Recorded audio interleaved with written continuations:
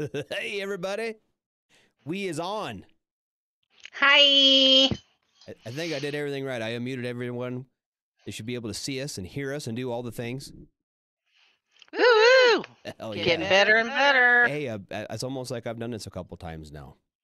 Yeah, like 4. The Quattro. I don't know if we're talking about an Audi or if we're talking about our fourth show, but here we are. I'm going to go with the 4 show. All right, then. Why would anybody talk about an Audi? Because they're nice cars. Are they? I like Audis, yeah. Oh, well, I do have a you? Volkswagen. Okay. So, which is I'm a basically Jeep an girl. Audi. You know, I liked Jeeps previous. And I have friends of mine who are really, really, really into Jeeps. Okay, love them, and they're big Jeepers. They do all the Jeeping, up in the hills and stuff, and they will like go actually like climbing mountains and shit in them. But they I'm not that kind of a Jeeper. But they I'm a mom Jeeper. They are not good in the snow. Turns out. Oh, Like I'll have to ask my daughter because she's up in Alaska and she's got her Jeep up there and she's got one of those like fancy, big, tired, cool, take off the top kind of Jeeps. I just have a mom Jeep. I have a Jeep Cherokee. Oh.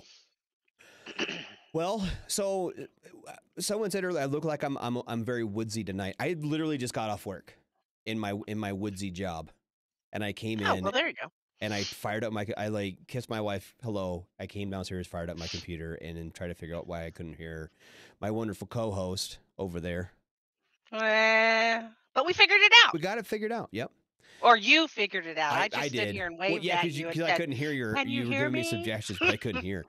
Anyway, hey, thanks for coming. Bronco, fucking Dane, Thomas, everyone, thanks for coming out. I saw Cos Andy's in there. Andy, Mugshots. my girl. Fucking Mugshots is in town. Yay. Keith Barlow, what's up, buddy? What's up? Man, no, he's not here, is he? Yeah, he's in there. I don't know. Never. I'm in this. So I have this combined chat.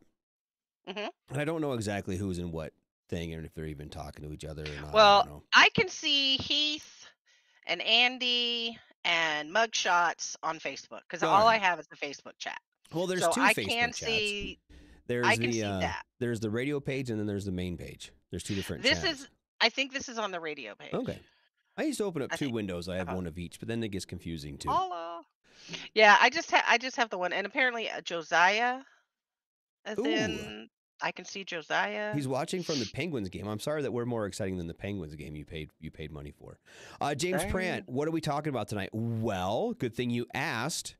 Because we don't know. Yeah. We don't because I'm a little under the weather. Yes. And for a couple reasons. One, Texas decided to be winter today. Yes. So I was stuck at home with a 12-year-old who didn't have school. Oof. So that was real fun. And dogs that don't want to go outside and do their business. So that was fun. And I got the shingles vaccine at my yearly VA appointment yesterday. How was that? How's that treating you? 0 out of 5 stars. Would not recommend. Ooh, bad. You know what? I would give 5 out of 5 stars. And I'm saying this in the hope that they'll send me more. It's from Red Lake Brewery down in down by Fort Carson down there down in the Springs. It's Hilo Hefeweizen from it's a Hefeweizen. Oh yeah, they're gonna have to send me some of that too. Yes. If you're in that Fort Carson area, go swing them by. I'm not sponsored in any way by them. But is a veteran-owned brewery down in Colorado Springs, on the Garden of the Gods exit. They will be down in the. I know where that is. Yeah, and they hang out at the PX. Actually, the last time I was there, I was at the Mainside PX, and we were passing through, and they actually had a little booth there set up. Nice, so, very nice. Constantly got almost a half-inch of ice today. On the top of the half-inch you got yesterday. Is it snowing or is it just ice? Is it just like an ice storm? It's ice. It's ice. And he's more north than me. Like 6 hours north of me. But we had enough ice in the rural areas down here that there were like tree limbs falling off of trees onto people's vehicles. And we even have people without power because of that. Yeah, that sucks. Well, I mean, they're probably still going to get a $3,000 phone bill or power bill for being out of power. But oh, yeah, I'm sure. 2 years ago they did that to you guys down there? Yeah, when we had the major freeze. We had all the snow for the week. Yep. But yeah, so I've been suffering all day with the sickness, and it's not fun. I mean, if you don't have to get the shingle shot, I suggest you don't. Hmm. I was so sick all night, Yeah. and I've had lots of vaccines. Go figure, being in the army, Mm. and I had all of the anthrax series plus a couple of the boosters. And let me tell you what, I would take that shit any day over this bull crap. Should we start a fight? I Should we start a w- fight? yeah, yeah, yeah, yeah, Did yeah. did you get the vax for the spicy flu? I did get the spicy flu. Okay. My mother is older Yeah. and she's scared. Okay. And she worries not just about her health, but she worries about us. And I fall to mommy peer pressure. Hmm. If that's a thing, I don't know. She's my mom. Maybe she bullies me, maybe she guilts me, I don't know. So I have had the full series and The a full boost. gambit. But Yeah. you have people to consider. But that didn't bother me. Right. That literally did not bug me at all. Uh, the lovely Anthraxy, um, it gave me a horrible, horrible fever and pain and everything, but only in the injection site, like on the back of my arm. Oh, okay. This bull crap, let me tell y'all, started out with a mild headache. I thought, oh, I just have a headache, whatever. Hmm. By 5 o'clock last night, I was like, yeah, no, I'm not feeling this at all. I'm feeling very fatigued. I'm just not feeling right. I didn't even eat. And you know me at all. You know I like to eat. Um, so I went to bed. I woke up at 3 o'clock in the morning in so much pain. I had a fever. I had chills. My head felt like it was going to explode. It was horrible. It was awful. And now I get to do it again in 2 months because it is a two shot. And all because I love my mommy. Well, that's So good there you though. go. That's good. I mean, because like, okay, I got the first one, the first spicy flu shot, Hmm. because I was working in the public the whole time. Yeah. Yeah. I never was off work, Hmm. right? So and then when that first started, we weren't Hmm. sure how things were going to roll out, and I didn't want to be out at stop at the gas station, and next thing I know, I'm bringing home some spicy flu to my kids. Yeah. Yeah. Right. I Well, you haven't had I haven't kids at got the house. any of the boosters or anything like that. I got the original. I figured that's good enough. That probably had the original dose of the poison in it anyway. So, Yeah. There you go. Hey, you but do what you're comfortable with. absolutely. And uh when it comes to the rest of it, um, that'll happen. So, Oh yeah, smallpox. Mugshot says smallpox too. I got lucky. I think I got that one when I was relatively young still because I'm old. yeah. I want to say infancy, so I didn't have to get it again when a lot of people were getting it in the forces. But yeah, none of that's fun. Hmm. None. Yeah, Ugh. that sounds horrible. Yeah, I'm not down. I'll do it for my mom. Today is a day. Yesterday was a day and today is a day. Yesterday would have been my parents' 62nd year anniversary, Really? and today is 35 years ago that we lost my dad to cancer. Yeah. So end of January, beginning of February is always very emotional for us. And when your mother asks you to do something, even if you know it's probably not going to be pleasant, Right. you do it, you know? Exactly. You got to keep your parents. They did so much for me. My mom raised us alone for so many years. I mean, I was 16 when he died. So it's the least I can do for her is. And I wasn't exactly a pleasant teenager. Yeah. I was hell on wheels. I was not her favorite, but I was the one she thought of when they called the cops. Well, there you go. That's Yeah. something. So. That's something. I don't know. I think I was my mom and dad's favorite when I moved out. Does that make sense? Oh, see, Uh, okay, I look at, and I think the same thing with my kids. oh, it's Heat's mom's birthday today. Happy birthday, Heat's Oh, mom. yeah, happy birthday. Anyway, so my kids, the ones that are moved out, Hmm. I appreciate them more because they're not here every day. Yeah. Like Oh yeah. we were talking about my son who he was home on mercy leave. He's back in Germany now, Hmm. Hmm. and I did genuinely miss him when we went and dropped him off. I was like, oh, have fun, buddy. It's gonna be have a good time, be good. And I do miss Aw. that, and he's good shit. I do like him a little bit. He's a good kid. Yeah, he does all right. You don't But have to bail him out of jail or, no, I sure pay don't. extreme legal fees, so that's good. Yeah, exactly. But I don't know. Like I look at like my other kids who are home, like my other son who went to college, right? Mhm. Like I Mhm. enjoy. He came home for Christmas. I enjoyed him. He's fun. He's now fun to hang out with. He's not just like the freeloader who's playing video games and not doing his homework, right? And you don't have to yell at him on a No, weekly no, basis no. because now you're like, "Oh, look, great." My daughter was just back on Yeah, emergency leave herself.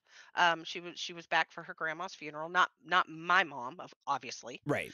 but the other side of the family, and she was home for that.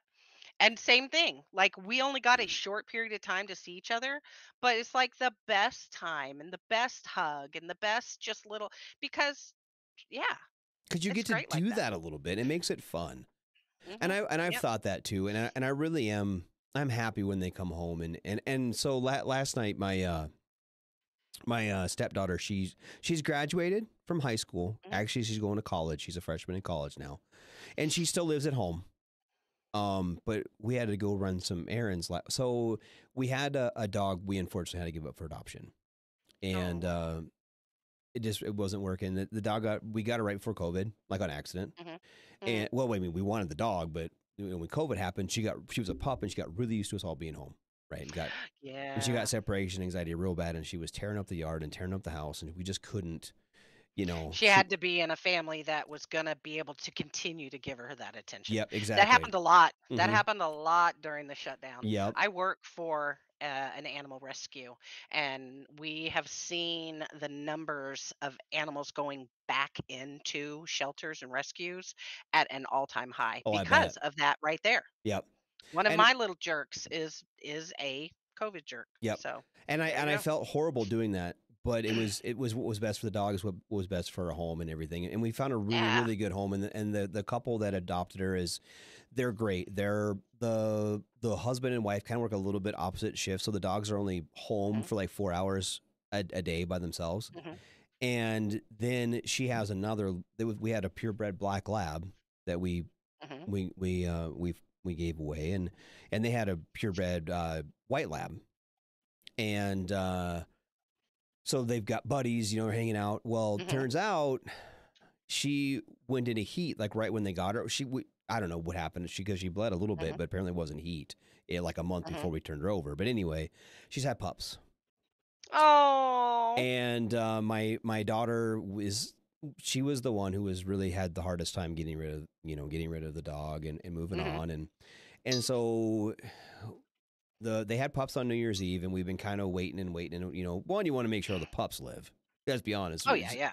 Usually there's one or two anyway. But she really wanted to see the pups, and she really wanted to go over there. And we had me pushing it off, and I was like, finally, fine, I'll take you. Let's go. And I had the most wonderful time with her. We went out and had sushi for dinner, and she got to see the puppies, and it was just me and Aw. her, and we don't get a lot of that time. And I was thinking about it like today. I was like, it was nice to be able to do that because she's going to leave in a couple months, and she's going to be gone. And Yeah. so it was kind of nice to Aw. be able to have that kind of daddy daughter time a little bit, with her and spend some actual time with her. Cause I really do enjoy her, but her schedule's so busy and it's opposite of mine. And Mhm. it just sucks. So it's nice to be able to actually spend some time Yeah. with her Well, and have fun with her before cool. she has to go. So yeah. So now she's going to be gone, which will make her, up the scale in the favorites. Mhm. Yeah, yeah. They Yeah. always go when Yeah. they pop smoke, they always become a little bit, They look a you little know. bit better. Yeah, Yeah, absolutely. yeah. Mm-hmm. I love my kids, don't get me wrong, but I think we've said this in the past. There's a lot of times I don't like them Yep. at all. Mm-hmm. Absolutely. Yeah. Absolutely. So, He says he has a blue heeler that's an asshole. I All bet. dogs. All dogs. Sup? Dogs are like kids. Amen. All of them are assholes Ivan, at a what's point. up, buddy? Dogs can be. They have their moments until I they're have old. one. I have a new foster with me right now. Let me see if I can get her to come over here. She's kind of shy. Let me Well, you're see. gonna have to get Come here, up and baby girl. show us your shirt anyway. Look. You look. Say hi. Say, my name is Kiki, and I am a Chiweenie. Oh, And I Chiweenies are am, awesome. look, isn't she precious? She's a scaredy cat, though. She's a scaredy cat. She's a little timid, but she's a sweet girl. And she don't bark like my dogs do, so I don't have to kick her out of the room. Ooh. So, Because you saw my dogs. Jane, Oh yeah, my shirt. yeah, your shirt. Tonight's masterpiece. Mm. I do what I want. Do what you want. Do what I want. So, Except if I was a cat, I'm sorry, I would not push coffee off of any no, but surface. cats I'd are be a-holes. drinking it. True story. Cats True. are a-holes. Mine are. Total jerks. So, James Prant said we should bring on the People's First Sergeant on for a talkie talk sometime. Do you know who that is? Yeah. Yeah, I know who that is. Yeah. That'd be fun. Yeah. That would be cool. Or have you did you I put him on the radar page, I think, or it might have been our page for this for the Puerto Rican platoon sergeant. Did you see him? Oh, Oh, yeah. he's hilarious. Yeah. I think everybody's had that Puerto Rican platoon sergeant or first sergeant too at some point in there, where you can only understand about half of the things they say. And I speak some Spanish. And when they're going back and forth in between their accents are so Mm-hmm. thick, and then like every third word is Spanish, Yep. and then you're like, "What the hell?" We had like kind of my unit at Hood. We had a guy, and literally we would be like translator post because we didn't know what the hell he was saying. So we had to Mm-hmm. have somebody else tell us what the hell he was saying. Yep. I had I was an airframe sergeant like that when I was in the Marine Corps, and his wife was even worse. And you could Oh wow. and he we'd have like barbecues over at his house, or he'd bring her over for these functions, whatever. And she was so fun because she was just like, I don't know, she was like 4'4". Maybe a little bigger than that, but she was this tiny little Puerto Rican thing, and she was the sweetest woman in the world to all of us, but to him, holy, I don't know how he got away. He didn't get away with nothing. He didn't get away with a damn thing. And now I know why he was It's so them mean. little ones. Yeah. Oh, It's she them was. little bitty one. My mother's 4'11". She a Mm-hmm. tiny little thing. Scares the crap out of me. Yep. She's feisty. She was Mm-hmm. feisty. I'll give her that. She was fun though. I enjoyed that. That was good times back in the day. Back in the day. Speaking of back in the day, when I put on the I put on her page. I've been trying. Things pop up, right? Mm-hmm. Oh, okay. Yeah, we'll talk about this first. And it was a post. It was from one of the. I like to follow military comics and military comedians and military stuff, right? Mm-hmm. And Yeah, it was one of the web pages I post on there quite frequently. It's called Little Ranks, and they're hilarious. So it's a gal. She's a veteran, and it's really funny stuff, right? Mm-hmm. And I was talking about strip clubs, Mm-hmm. and I think most of us here at some point we've all been in one, I had my bachelorette party to my third husband. right? Yeah, at a strip club at Fort Stewart. Yeah. I mean, who goes around out here? I sound like an owl. Who? But everyone, as if you've put on a uniform, I think it's kind of a prerequisite, isn't it? That at some point in your life. Oh, I would think. Yeah. God, I have so many good Because there were stories. tons of strip clubs. I think they called them bikini bars at Stewart. Mm-hmm. And unless you were like outside city limits in the county, Yeah. but like in the city limits, they had to wear at least a top and a G-string.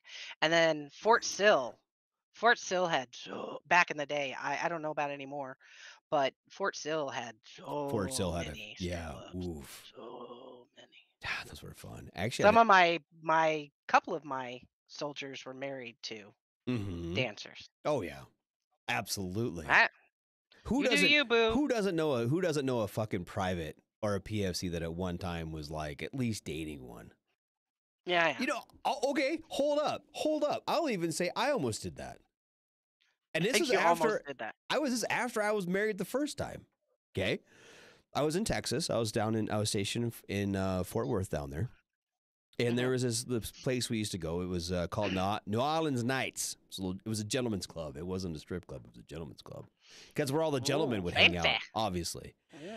And end of the night, I'm grabbing a taxi home, and this gal, I don't know, she just came out and she's like, "Hey, where are you going?" And I told her the name of my apartments, and she's like, "Hey, I live there too."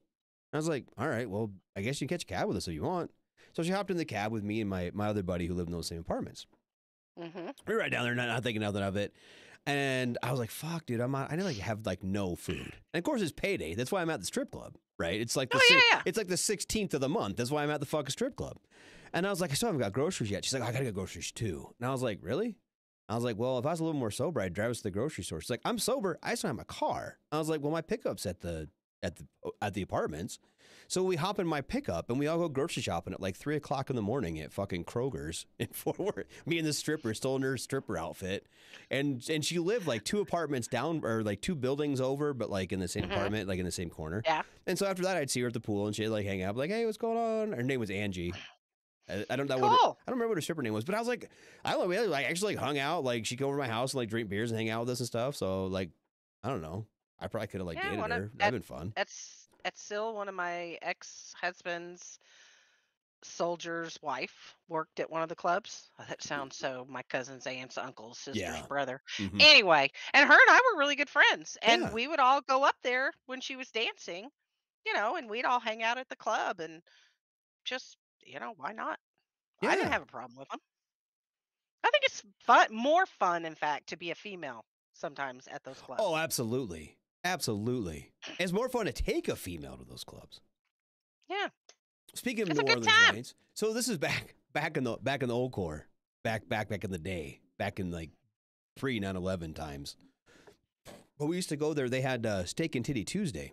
On Tuesdays, they had $4.99 prime rib for lunch. So that's where we go for lunch on Tuesdays. And, oh yeah. And they usually have really good food. It was fun. It was pretty good at the Gentleman's Club. It was fine. Yeah, For his, $5 steak, and I mean, this is like this is probably right before 9/11, but it was fine. It was fine food. Mm-hmm. Well, we're hanging out in there, right? And so we get this female in our. I was a 990 at the time. We took care of the maintenance facilities, the portable maintenance facilities, and we get this chick in there. And we end up naming her Double D Diaz because her last name was Diaz, and she was well equipped, and she was fun as shit. But when you first get a new female into an all male, especially squadron like that, it was kind of like, oh, we gotta take the posters down, and I don't know if we can, whatever. And of course, I'm the NCOIC out there, so it's even worse for me.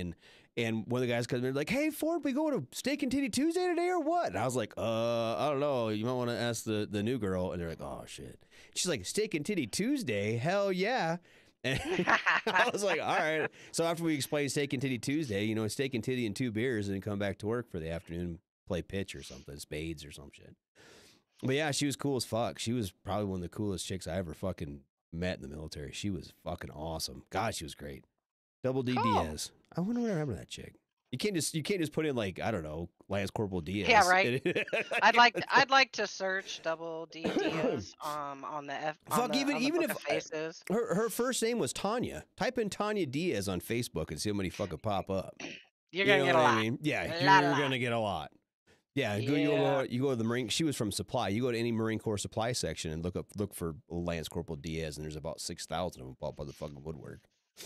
So. Well, my only female drill sergeant that was with our company at Basic, Staff Sergeant Diaz. Yep. Little bitty woman, took all my desserts away from me. I'd had a baby. Okay. 10 months before I shipped to Basic. Mm-hmm. So my son, who still lives with me now, he was 10 months old when I left. So I made tape, but I was, still had some of the baby weight. You're pushing it. And yeah. And she took all my desserts away from me. I called her no dessert Diaz because she would take all the desserts away from us that were borderline and then give them to the skinny girls and say, like, they need it. You don't need it. Let's go get you some more salad. Yep. So it was the Sergeant Diaz no dessert diet. And it worked because I probably dropped 20 pounds in basic training. They had to refit me for my Class A's 3 separate times so that I had a set that fit me for graduation. It was a lot. But dude, I never forgot her. I thought she was a horrible, evil bitch, but still to this day, never forgot her. She was a hard ass, but she made me appreciate it. Mugshots wants to know if you had to toss it. No. Nah, that's whatever. No. Oh, strip clubs. I miss the old strip club days. Oh, we had a dude. Okay, so when we were going to boot camp, when I was leaving for boot camp, it was me. Okay, so the Marine Corps does, I'm sure the Army does too. They do like a delayed entry program, right? I'd been signed up for Yeah, almost yeah. a year. But same here. I signed up when my son was like 2 months old. I didn't Yep. leave until he was 10. Mm-hmm. Yeah. And I recruited two of my best friends to go in the Marine Corps with me because they trusted me. Fucking idiots. But anyway, so I wasn't 18 yet when I shipped for boot camp. But Okay, so you're like my son. My son was I 17 when turned he went. 18 there actually. Oh, my son didn't turn 18 for a year. Oof, I couldn't do that. But anyway, Yeah. so my buddies ditched me to go to the strip club in Des Moines. Shotgun Willie's. There's a Shotgun Willie's there in Des Moines. Mm-hmm. And it's a all nude place, 18 and up place, whatever. Well, No, you can't go to MEPS pregnant. I went to MEPS when he was 2 months old. but anyway, so they fucking Corey so one of my buddies paid the stripper like $25 for my other buddy's ball cap in her fucking business, right? Okay. Yeah. So we we get on the plane. We leave Des Moines to fly to San Diego. And we get on the plane, and my buddy's just and I don't know any of this. Okay. Oh no! Is he got his face buried in his little he's got it buried in his fucking like Yankees hat or whatever it was. And I'm like, what is that? And then the one guy told me what happened. I'm like, oh my God, that's fucking hilarious, dude. You guys are fucking awesome. And because we're 17, 18-year-old dudes. We just graduated from high school like a fucking month before that. We thought it was hilarious. And boys are gross. Oh, hold on.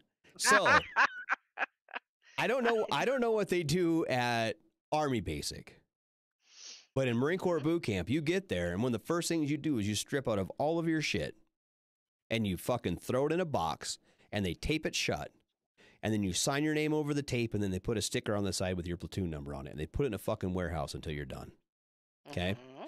And then, like, the night after you graduate, when you're getting ready to go to your next, for us, I was going to Marine combat training, right?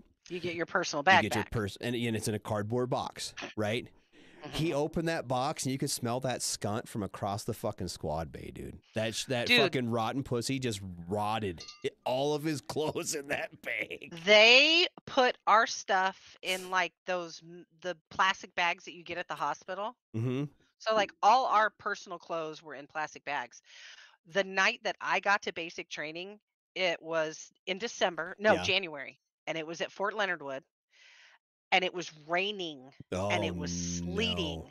So here we are with all this soaking wet clothes shoved into these plastic bags, and they give it back to us. You want to talk about mold and stank?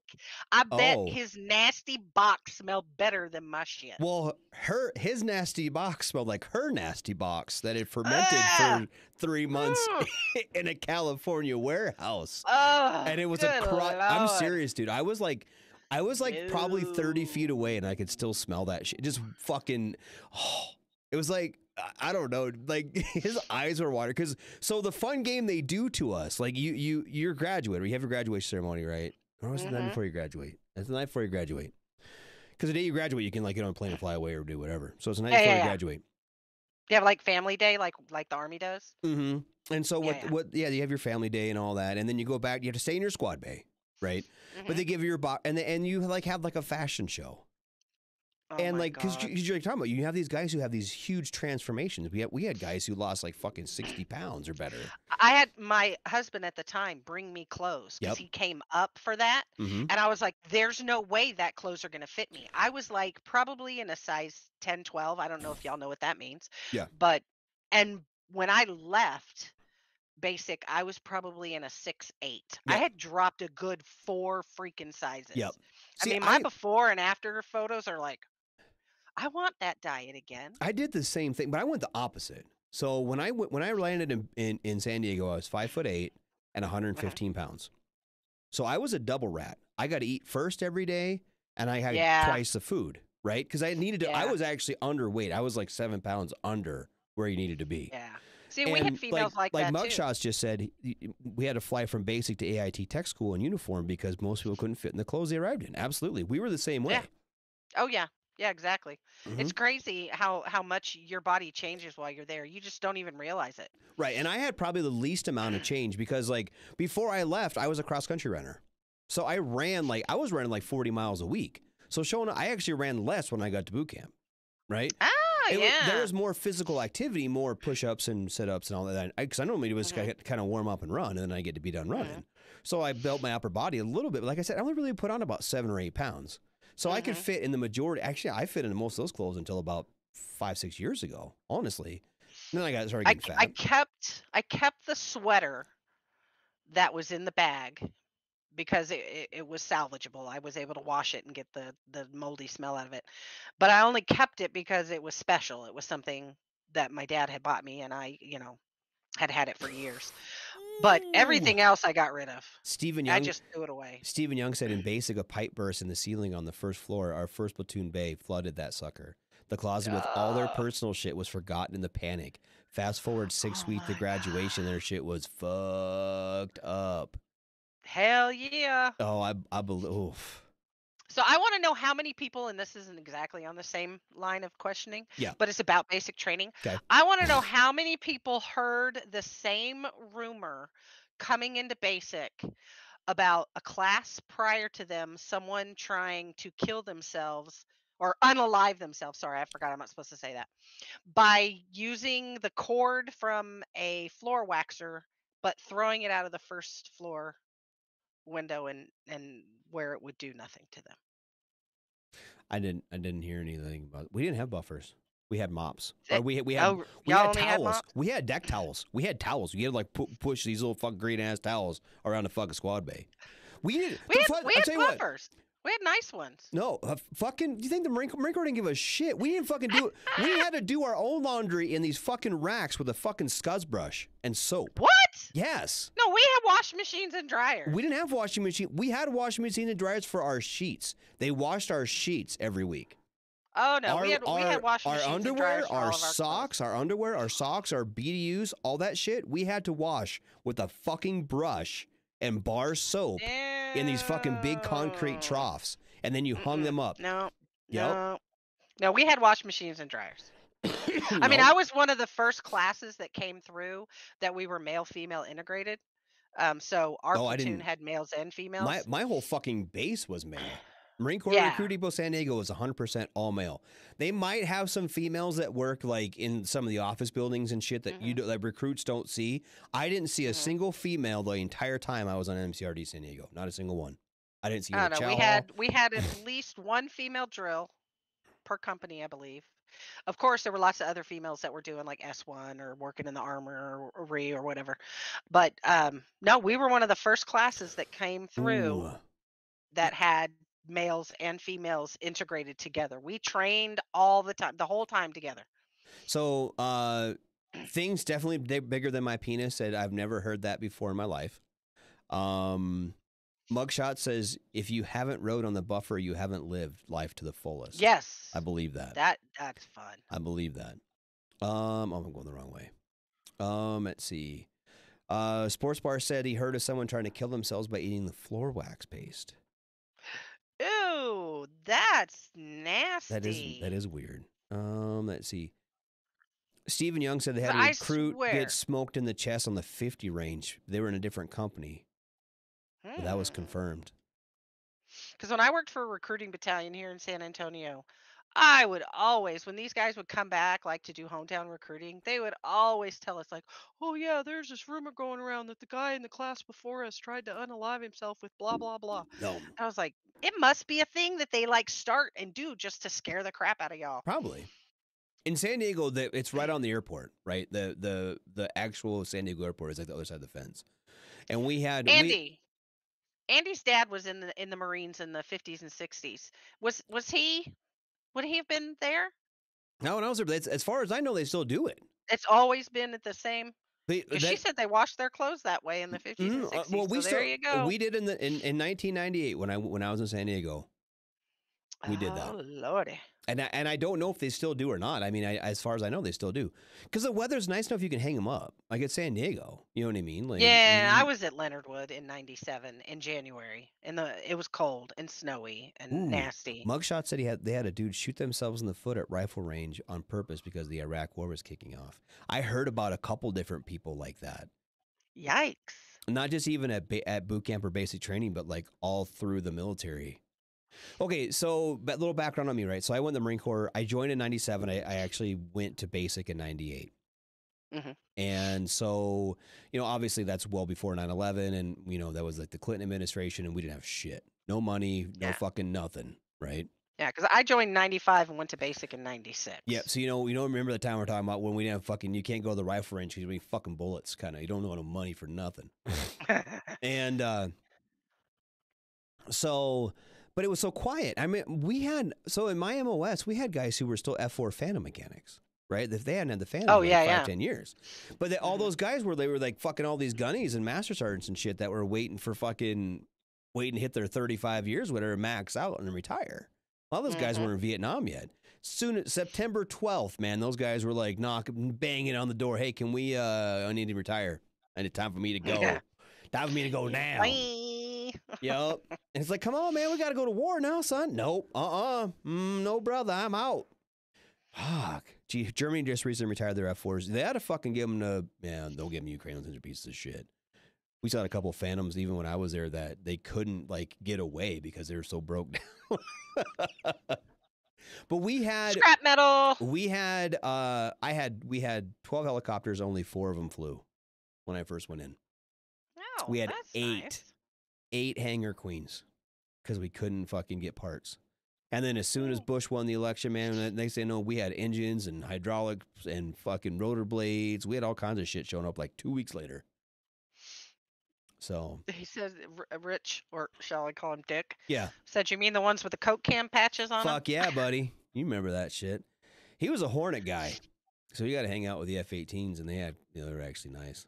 I wish I had learned more from my grandfather when he was alive. He started out in the Army Air Corps. Yeah. When he was 18 in 1938, I want to say. Mm-hmm. And then switched over to the Air Force in 1951. And he was enlisted at first and then became an officer. Yep. And he was a flight navigator. And he's got I've been going through some of his stuff, and he's got some badass photos of and I have a picture of his old plane that has a chick in a bikini on the side of it, like holding a bunny or something, and it has like his name and then like my grandmother's and then like all his kids' names on it. It's so cool. And I wish I knew more. I wish he had told me more stuff Yep. so I could be like knowledgeable, but he was real tight-lipped, and he was He was in from 38 until 71. Jesus. He did 32 years. Wow. Yeah, he was a badass. I love my granddaddy. Especially back in those days when they were actually going to wars and shit. Yep. He did all kinds of kick-ass stuff, I'm sure. I only know a little bit of it, but I wish I'd asked more questions. I really do. Whatever. Dick's the one who married the master sergeant's daughter. Yeah, I heard about that. Yep, he did. He married his master sergeant's daughter. Attaboy. That's funny. And they're still married like 20 years later. Aw, that's cool. Yep. So. How much shit did he get for that? A lot. A lot. Has the Air Force gotten away from painting ladies on the front of their aircraft? The nose art? I think so. I think in the culture now, if they do have anything, it's kind of appropriate. Neutral? I don't think they have any naked or bikini girls on the front of the airplanes anymore. I'll have to send you that picture so you can show it one day while we're during the show. It's cool. It's super. I want to get it as a tattoo. Nice. One day I'd really like to in his memory, because we lost him in 2020. He suffered from Alzheimer's for quite a few years. So by the time I started asking questions, it was a little late because there was, he had lots of holes in his memory. Yep. But I learned a lot just from his paperwork and stuff. It's really cool. Okay, so Really Stephen cool. Young says they still allow nose art, but it's much more conservative. Is it like okay? Is it like how the tankers can like name their tanks or like paint something on their gun barrel, and it's got to be kind of medium? Like It can't be offensive there was or that one today. It was on the main page, and it was like Dahmer's fridge, stacking bodies like Dahmer's fridge or something like that, and yeah, I saw that one. yeah. So I mean, it's got to be kind of. It's like oh, it's the war wagon or some shit like that, or the Everything has to be PC. yep, Kilroy painted on the side of their tank or some shit. Uh, there used to be fun stuff, and now You know, we're and I censored. don't know. The Air Force is kind of a weird animal with that because they're. I will say this about the Air Force, the people that I know in the Air Force, and Mhm. my uncle was a bird colonel in the Air Force. He was and he has a distinguished flying cross. He's like actually, you know, this Mhm. isn't just me being shitty about the Air Force. They Mhm. actually really, um, they do a lot of. They're really big in tradition as and keeping that stuff alive, Oh yeah, right? yeah, for sure. So, I mean, as far as like the nose art, I could see it still being a thing, but being way toned down. I'll have to. A buddy of mine's daughter just got to her first duty station. Mm-hmm. She's Air Force, and they just took the trek from Texas and dropped her off up in, I believe she's in Washington State. I'll have to ask her. Yep. I'll have to send her a little message and ask her daughter, Well, "Hey, I do they know, still I know that the Memphis Air National Guard unit still has the Memphis Belle as see? their That's cool. mascot. That's So, cool. That's some of that stuff is just, and you don't even have to be in prior service or have anything to do with the military to think that's cool because that's yep, just freaking cool. that is cool, and I'm happy at that kind of stuff, and I really do think that like you know, and as much as we give everyone shit about the um they I don't know kind of pussification in the military. Oh yeah, Honestly, yeah, we all kind of do that. yeah, yeah. Um, we all kind of. I'm happy at the Air Force are trying to keep some traditions alive and stuff. Yeah, yeah, much right. It's historical. The nipples aren't hanging out. That's true. Her nipples aren't hanging out, and they don't. You know, honestly, some of that stuff doesn't need to be. Like let's be honest about it. Like it's kind of fun. You know, we have some fun Yeah. things and da da da da da da. Da but I mean, like, okay, would you rather keep that tradition alive Mhm. and not have fucking nipples hanging out? Mhm. Or do you have to keep the nipples and then people kill the whole thing? You know what I mean? Yeah. Censored a little And bit, keep that and alive, let some expression. now that there's so many women that are pilots, I mean, come on. I'd like a guy in some buttless chaps I on my mean, plane. Thank you very all much. chaps are assless. If they had an ass, then they would just be pants. Well, I would like them minus the pants with Um, just the. I'm a fan of a nice tushy, you I know know? you tried sending me. You were supposed to send me more so I could do I then know, and so we could then add some. send me I got ones that aren't sidetracked. weird shaped, like Yeah, files. that one Not was the odd. I butts were need to. fine, but the files were weird shaped and they were very grainy. So I need to. Oh, you're killing me. I yeah, need to email him. Diaz would not mind it either way. She was fun. She was fun like that. Old double D Diaz. Pantaloons. Oh, geez, Spanky. Pantaloons. Pantaloons. My pantalones. She's a Pantalone sergeant. Oh. Spanky. Hi, Spanky. She's she's going she's going on a plane tomorrow, so I she's know not she's going to come happy. up and hang out with me. Well, Right? close to me anyway. Well, she's going to be in the land of the cold and snow. You Y'all know have what? snow right now. She's in Atlanta, cold and snow right now. Well, It's no supposed to be snow, like just 60 cold. degrees this weekend up here. I don't know what you guys are doing, but apparently Oh no, being it's supposed cold. to warm back up. It's supposed to warm back up by like Sunday, Monday. I hope so. I hope so. I It's remember cold. being down there in the weather sometimes because it's almost worse. Because like Spanky was saying, like they don't treat the roads down there. Like up here, when we get a couple inches of ice or whatever, we have plows and we have sanders and they spray the roads with stuff and they do a good job of cleaning up. Down there, they have like 2 snowplows for the whole freaking state. They're like, I don't know what to do with this. Mhm. Yeah, exactly. We don't have Texas Department of Highways does not have Yeah, plows or maybe up by like rock Amarillo or trucks or something. salt truck. Yeah, well, because they get it Because almost they're, yearly. yeah, But this but is Central Texas where we're yeah, at, when and you're down there, no, they don't have that shit. They don't need all that. Corpus Christi even got snow when we had, Yeah. snowpocalypse, and that was crazy. Snow on the freaking beach. Yeah.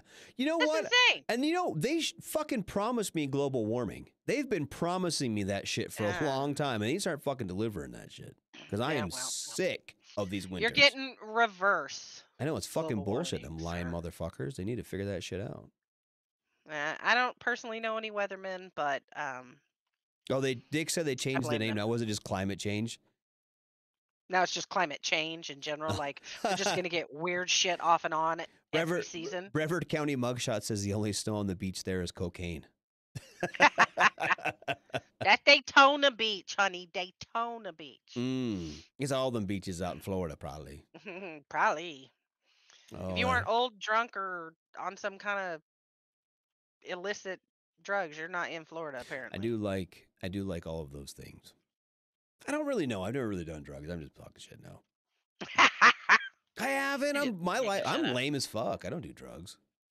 Well, good. That's probably good. I'd probably be more fun. I don't know. They say drugs are fun. I just have 2 ex-wives that are dead from those, so I probably keep away from them.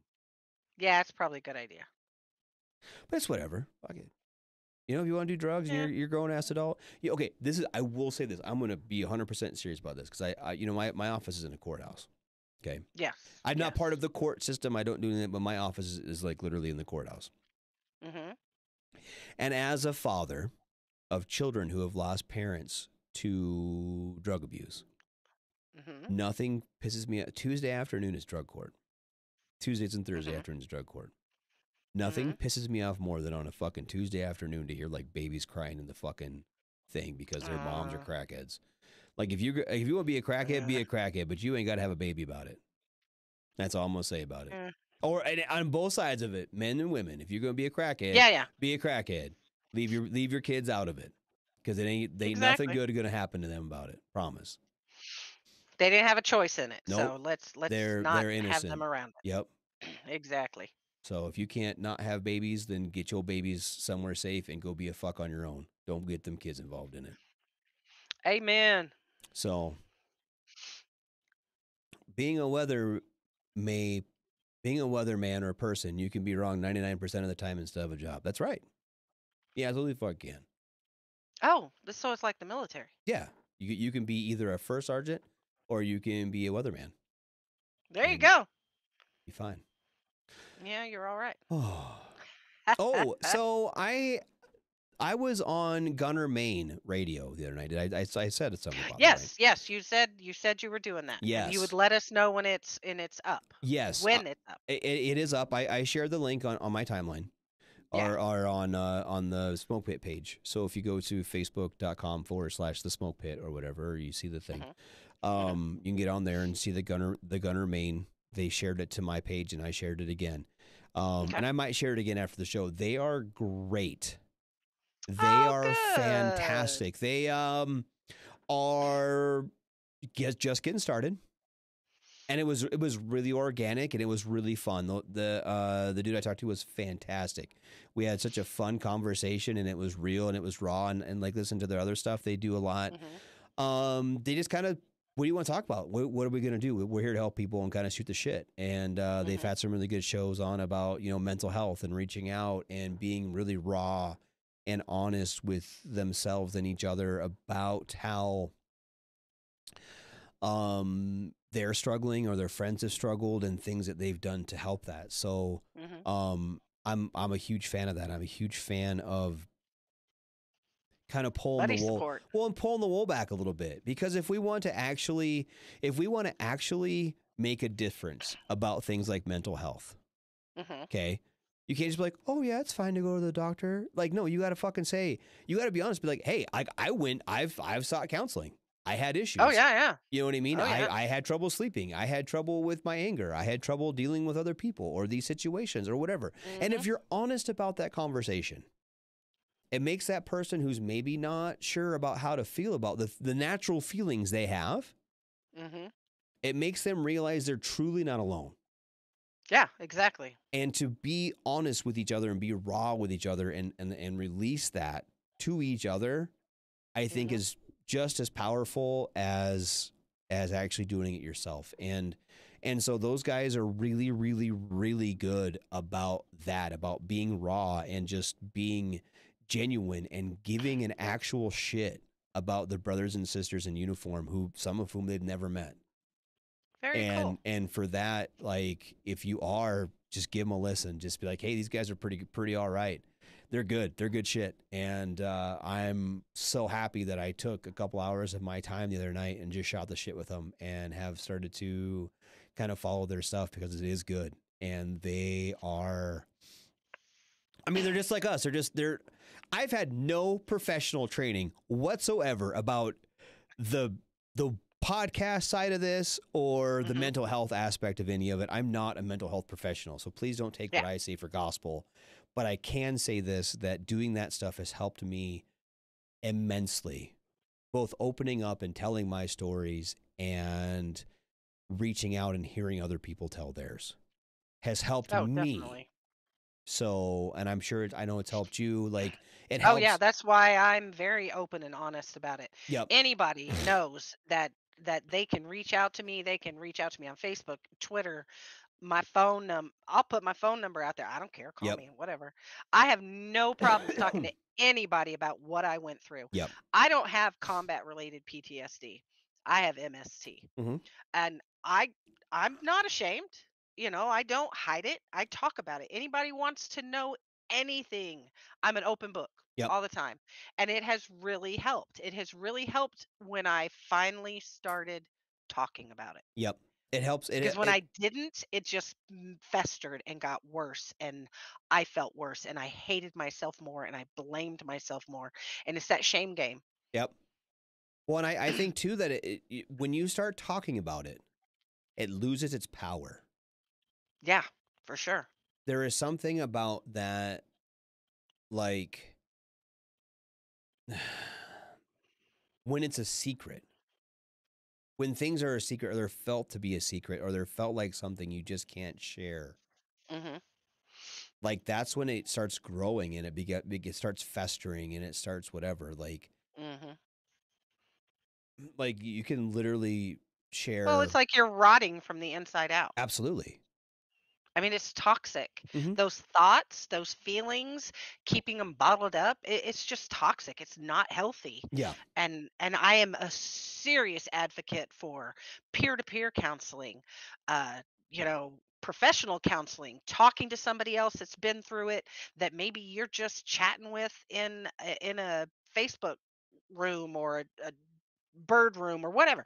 I'm about sharing. I'm about sharing and talking and healing yourself through having that connection with other people and realizing, hey, I'm I'll even say this, that if you are on the fence about if you have something that's like eating you, like, you don't even have to be like a fucking buddy. Sometimes it's better to share with somebody who's been there. Right? But they're neutral. But they're neutral. And they can listen, and just to say that. And like Steven just said, if you don't tear that scar open and let that festering poison out, it leads you to a dark place. Absolutely it does. And like Dick says, there are so many organizations out there that are not connected to the government that are there to help veterans with their mental health. 100%. If you are like, I know people who are like, I don't want to go talk to the VA because I don't want to just get put on drugs and pushed away. You don't have to go to the VA. Even right now, if you are out of the military, right, you can still get that help through different veterans organizations. The VFW will help you out. The veterans of the American Legion will help you out. The AMVETS will help you out. Absolutely. Anybody. There's so many corporations out there right now. Military Order of the Purple Heart. There's all these different War Horse for Veterans. Exactly. And Pink Berets here in Texas. Wounded Warrior Project. There's all wonderful. And even just call them. Even if they can't help you, they can point you in the right direction. Yep. They can say, go talk to, hey, I'm in Washington, you're in Texas, but if you talk to this organization here, or here's our regional office in Texas, or whatever it is, you know, go talk to these guys. Or just go fucking hang out, go to the VFW and buy a beer and go hang out with some veterans and fucking bullshit for a little bit.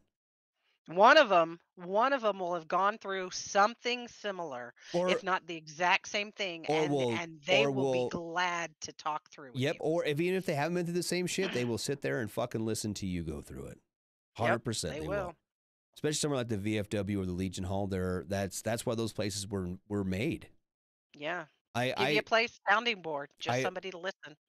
I very strongly, and this is kind of a personal thing to me, but I think that everybody that can should be a member of the VFW. If you've deployed downrange, you should be a member of the VFW and go there once a year and hang Mhm. out for a night. They got cheap beers, they got good people to talk to. Just go down there once a year, have a couple beers with your buddies and the dudes that are down there, because those like fucking Korean War vets, and there's not many World War II guys around anymore, but those Korea guys and those Vietnam guys, they can chew your ear off too. Oh, yeah, they can. You know, and if you are ever inside yourself, inside your head, and need to be in a better place, go to the VFW. Go to the VFW. Yeah. That because almost every VFW I've been in, the fucking dude behind the bartender is a veteran too, Mhm. or they're a And spouse. and You for the know, ladies out there, for the women out there, VFW is becoming more and more female friendly, more yes, women friendly. absolutely. That for the longest time it was no, no, auxiliary. No, no, auxiliary. You can only be auxiliary. Nope, Well, not the thing anymore. yep, It doesn't matter. Male, female, and there's so much out there that the VFW offers. yep, The one here in my hometown, it is so underutilized and I yep, hate it. And I'm not eligible to join, but I still have lots of friends who are yep. that are here local, Hmm. and I do as much with them as I possibly can. Yep. And even if you're not, I guess I don't know about your particular VFW, Mhm. but I know the one here is open. You don't have to be a veteran to go. You don't have to be a VFW member to go into the VFW and have a Oh, beer yeah. and No, hang no, out. no. Anybody can go in Yep. ours. Ours is the same way. I, Oh, I do. yeah. I agree with that. Mugshots. He says they need to get rid of the bingo hall and get some Xbox and TV to watch sports on. I agree with that.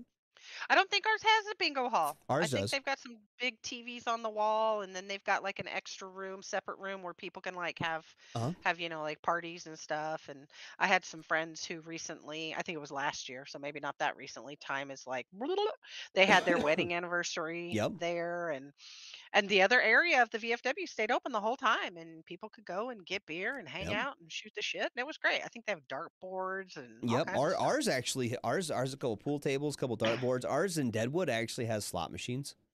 Oh, So because nice. Deadwood actually has gambling in it, so they Hmm. actually have actual slot machines in there, and like I said, a couple pool tables, and Is there always like that 85-year-old woman with the more white light cigarettes and the old ashtray sitting they there don't. We playing the slot? can't smoke in there anymore.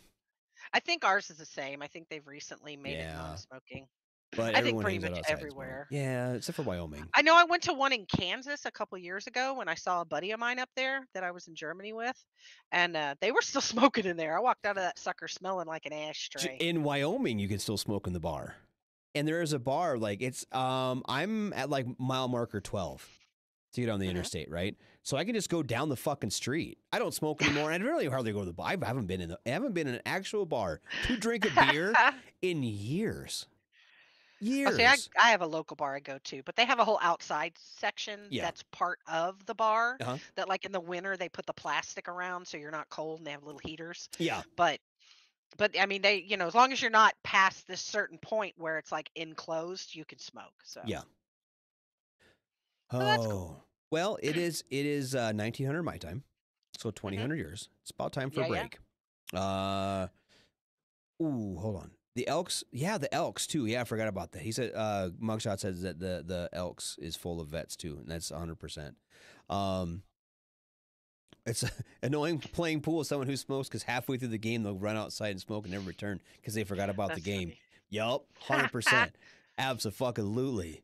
Well, anytime you go to the smoke area, you forget about what you were doing. You get out there and start bullshitting with the other smokers, and you're like, what the Yep. fuck was I doing? 45 minutes later, yep.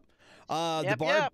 Steven says the bar part of his life is over, but the Elks, if you have VFW Lodge, is your place. Absolutely. Even if you don't go, like I said, Cool. if you were in a mental health place You don't even gotta. I go down there and have a glass of water. Say, you know what? I don't drink. I just want to hang out. And Oh, yeah. I've seen there's an old dude that hangs out at my VFW in Deadwood that just drinks like Shirley Temples all night, and he's just there. He's been a fixture at that joint for fucking 100 years probably. He's an old Vietnam Good vet, for him. Good for him. and he's a great dude. Doesn't drink, but he'll sit there and he'll chew your ear off. He just likes being around people. And his wife passed away several years ago, and he's just down there, and he's a super nice guy. He's super involved, and it's nice to see that. And you know, like Dick was saying, it doesn't have to be it can be. There's so many other places like that, and you know, the Elks Lodge is a great example of that. And I think there's other organizations too that are they're not veteran, but they're kind of veteran centric. Yeah. Masons. I know a bunch of my buddies who are vets in the Masons too. Yeah, same here. I had a bunch of buddies. Mm-hmm. I know the Masons a little bit more. You can't just go hang out at the Mason Hall if you're not a Mason. But whatever. We'll let them in the VFW. They can let us in the Mason Hall. Sounds fair to me. Right, there you go. Let's see. Steven says he was at the VFW and spoke to the Vietnam vet there for 3 hours the other night. We both drank ginger ales and had war stories. What a badass. Absolutely. Absolutely. Those guys are awesome, man. I should do that this weekend. My kids are going to be gone. I should go do that. Just take the wife and go hang out at the VFW and listen to some bullshit. I try to do it once or twice a year just to kind of get out of my head a little bit. I need to go do that. Yeah. Well, there's a lot of guys that hang out at the one bar that I spend time at here in town. Yeah. And they're all a veteran motorcycle club. Yeah. So a lot of them, shoot the shit with me, and we have a lot to talk about, so it's nice. My fat fucking friend Shield, he's in one of those biker gangs. He's cool. always trying to get me to. He was my roommate in Iraq, so I always called his biker gang. I don't even know which one it is. I mean, there's a Combat Vets Motorcycle Association. There's what's that other one called? The Aryan Brotherhood. No, I'm just kidding. That's not. No. Bad man. But there's all those biker gangs. I mean, the Hell's Angels was one. You know, a lot of those were, veterans organizations when they first started. He's not in Combat Vets. He's in something else. I don't remember what he's in now.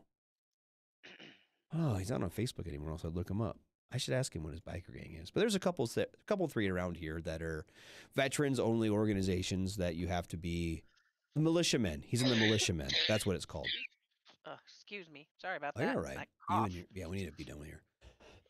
I'm doing the same thing. Cough. But no, he's in the militiamen. That's the one he's in. And they have to be a veteran to be in that one too. Cool. Dick said English River Outfitters in Iowa. They help vets in mental health problems in a lot of ways. Yeah. Yeah. Stephen said the wife and kids forgot I left. Well, that'll happen. My wife pretends I'm not going to come home. That's what she's. No, I'm just kidding. She likes when I come home. But I mean, but I know that there's places, outfits that do guided hunts for veterans. There's a place here local in the town I live in, a buddy of mine, and they do hunts. They do things like that. There's all different kinds of places that help. There's a group that does down at the coast. They do deep sea fishing. Yeah. Tours for vets. That's cool. That'd be cool. He said their VFW leased a building for 30 years for $500 a month, and the lease went up to $8,000 a month, so it closed. Holy shit! Oh, damn! And I don't. Oof. But not just for that reason, but there are VFWs closing all over the country, and a lot of it's because fucking OEF veterans aren't signed up for the VFW.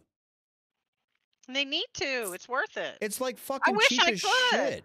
I mean, I go anyway, but I wish I could. But I don't even think. I think it's like $40 a year. If you ever think to yourself that you got something from the federal government because you're a veteran, the VFW or the Legion had something to fucking do with it, almost guaranteed. Oh yeah, for sure. Those guys do so much to fucking help to help secure veterans' rights and all that stuff. Yeah, Dick, you're right. Our current generation isn't really participating in many veterans organizations, period. And that's sad. That's sad. I mean, yeah. Maybe we're just at this age too. I kind of attribute to this, okay? That, when we were kids, when I was a kid, a tot, you know, my dad wasn't a Vietnam vet, but he was of that generation, right? And those guys weren't as prevalent as at the VFW because they were working full time. They had kids. They were coaching Little League. They were doing all the things, right? Then as they kind of matured a little bit, had some free time, then they kind of got involved with things like the VFW or the Legion or doing that. Because, you know, like my grandpa went to the VFW all the time. But he was a World War II vet. But he was retired, didn't have shit else to do. So he'd go down there and drink beer with his buddies and tell war stories and double check on his cousins or whoever else was down there, right? Yeah. Well, and like Dick said, the VFW didn't recognize Vietnam vets for quite a while. That's true. They didn't. But now that those guys are kind of, I know if I go to my VFW, there's a Korean War vet or two in there, but for the most part, they're all Vietnam guys. And I'm a member of the VFW. I've got my little card. I got all my shit, right? I think I'm going to put in for my life membership this year just so I'm done with it. Instead of sending them $40 a month, I'll just pay them like $500, be done with it. Yeah. But anyway, now that, you know, once people our age start kind of getting kids rotated out of the house, we got a little bit of time. If I had more time, if I didn't have 3 soccer tournaments a month, I would love to go to the VFW and have a couple beers and just hang out with those dudes and just talk shit with them. God, they're fucking hilarious. But you've still got, you know, young kids at the house. I do have young kids at home, so it's hard to work all week, right, and run all the errands, do all the bullshit, and then when you finally get time with your kids, to just be like, oh, bye, I'll see you. I'm gonna go drink down there. Yeah, other VFW charges $20 a person for anyone who wants to come. They mostly just shoot at each other about midnight. What? They shoot at each other? Huh. Maybe shoot the shit with each other. He said they mostly shoot at each other. High midnight. Pew pew pew. Who knows? All right. Anyway, hanging out shooting at each other. Fucking shoot the shit. Yeah. Anyway, back to the story. I am going to throw us to break, and we'll be back. Oh, what do you say? About 7-8 minutes. That works for me. All right. Give me time to empty one cup and fill another one. You got to get a refill here for the Hilo Jefe. That tea was helping my throat, so I think I'm gonna go get me another one real quick. Yeah, because we're coughing up a storm. So. Ugh, all right. Well, we'll be back about 7-8 minutes. Shots. All right. Peace.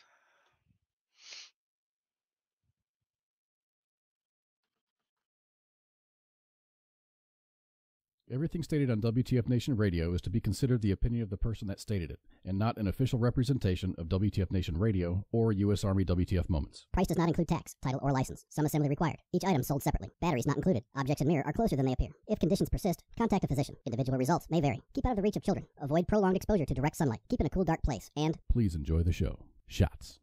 Broadcasting live from the basement of a Pentagon. This is WTF Nation Radio. Wear a condom? We're in Fayetteville. No one gets STDs here. The voice of U.S. Army WTF Moments. This is WTF Nation Radio.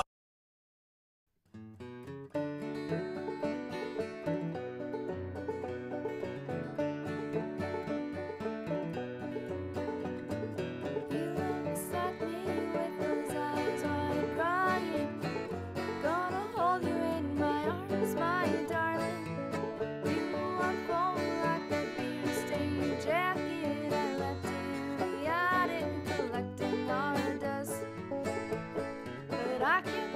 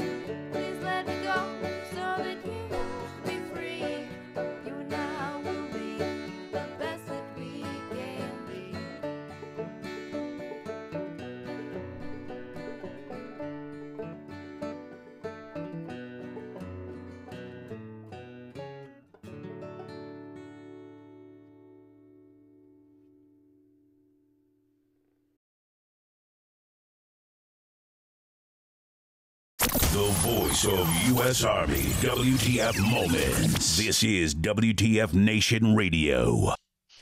Hey, we're back. Howdy. We are back. Hold on, I got it. Damn it. So smooth. And there was I hit pause twice on the music, so it kept trying to keep going, and then it didn't transfer us over, so it was still the black screen, and then I'm just not good at this today. That's all right. You did good before. Hey, it's okay. if it's not a fuck up, it's not a show. Exactly. Something has to. The gremlins have to jack with us. That's right. For sure. Yep, Dick, it was a fail. I know, buddy. It's fine. If it wasn't for bad luck, I'd have no luck at all. So fuck it. Well, there you go. You are then the luckiest man in the... Just happy accidents. That's my parents been calling me for fucking 40 years. That's funny. Anyway, fuck it. We're here. We're hanging out. I'm Radar. That's TZ. We're over there. Oh, I'm here. They're talking about... I said that was like smoother than Pookie's face when you shave it. I don't know about all that. I have never seen Pookie without facial hair, so I either. could not tell you. I don't know. Does he even have a face under all that hair? I mean, it's just like, does he have a jaw? Is it just like hair holding him together? It might be. It's just hair and like an alligator or something in there. Snakes. Something. If you remove his hair, he just disintegrates. He just blows away. Like vapors. Poor Pookie. Uh-oh. But they're not paying too much attention to the show. They'll be fine. Oh, well, I don't know. I'm just glad that I'm not fucking up too bad yet. So. You're not. You're doing good. Yeah, we're doing fine. I'm fine. We're fine. Everything's fine. Absolutely. Except for my hair. What is this? I don't know. I can see. Okay, so my son is hooking me up with a new microphone. Okay. And so I won't have these big bulky things anymore because I can just use the little one. So I'll be able to wear my crown. There you go. Hey. And he's hooking me up with a ring light. Yeah. And a new camera. Nice. I think that his way of telling me that my simple little laptop here isn't cutting it for him. He thinks I could have a better, clear picture and better, clear voice. And I'm going to say this, okay? And I don't want you to take this the wrong way. No, I can't take anything the wrong way. But what I'm going to say to you, and I think that everyone, Haas can relate to this. There is a point at which, like, the amount of money that you can spend becomes so great that it's not worth the quality of the picture. You know what I mean? Like, yeah. I don't know, dude. Like, well, if you could see my son set up in his room, it's fucking phenomenal, isn't it? He's got 3 screens. He's got this awesome mic. He's got this kick-ass camera. He's got these great headphones. He has this little sound box thing down in front that you can push buttons and it'll do I have that. Or it'll do, I have 2 of those. He's got so much cool shit. You want to know what's wrong? You want to know what's wrong with me though? Is I've got like a Stream Deck, right? So I can I can just push a button and it switches cameras and does all my things. I still end up doing it on my I still end up doing it on my computer.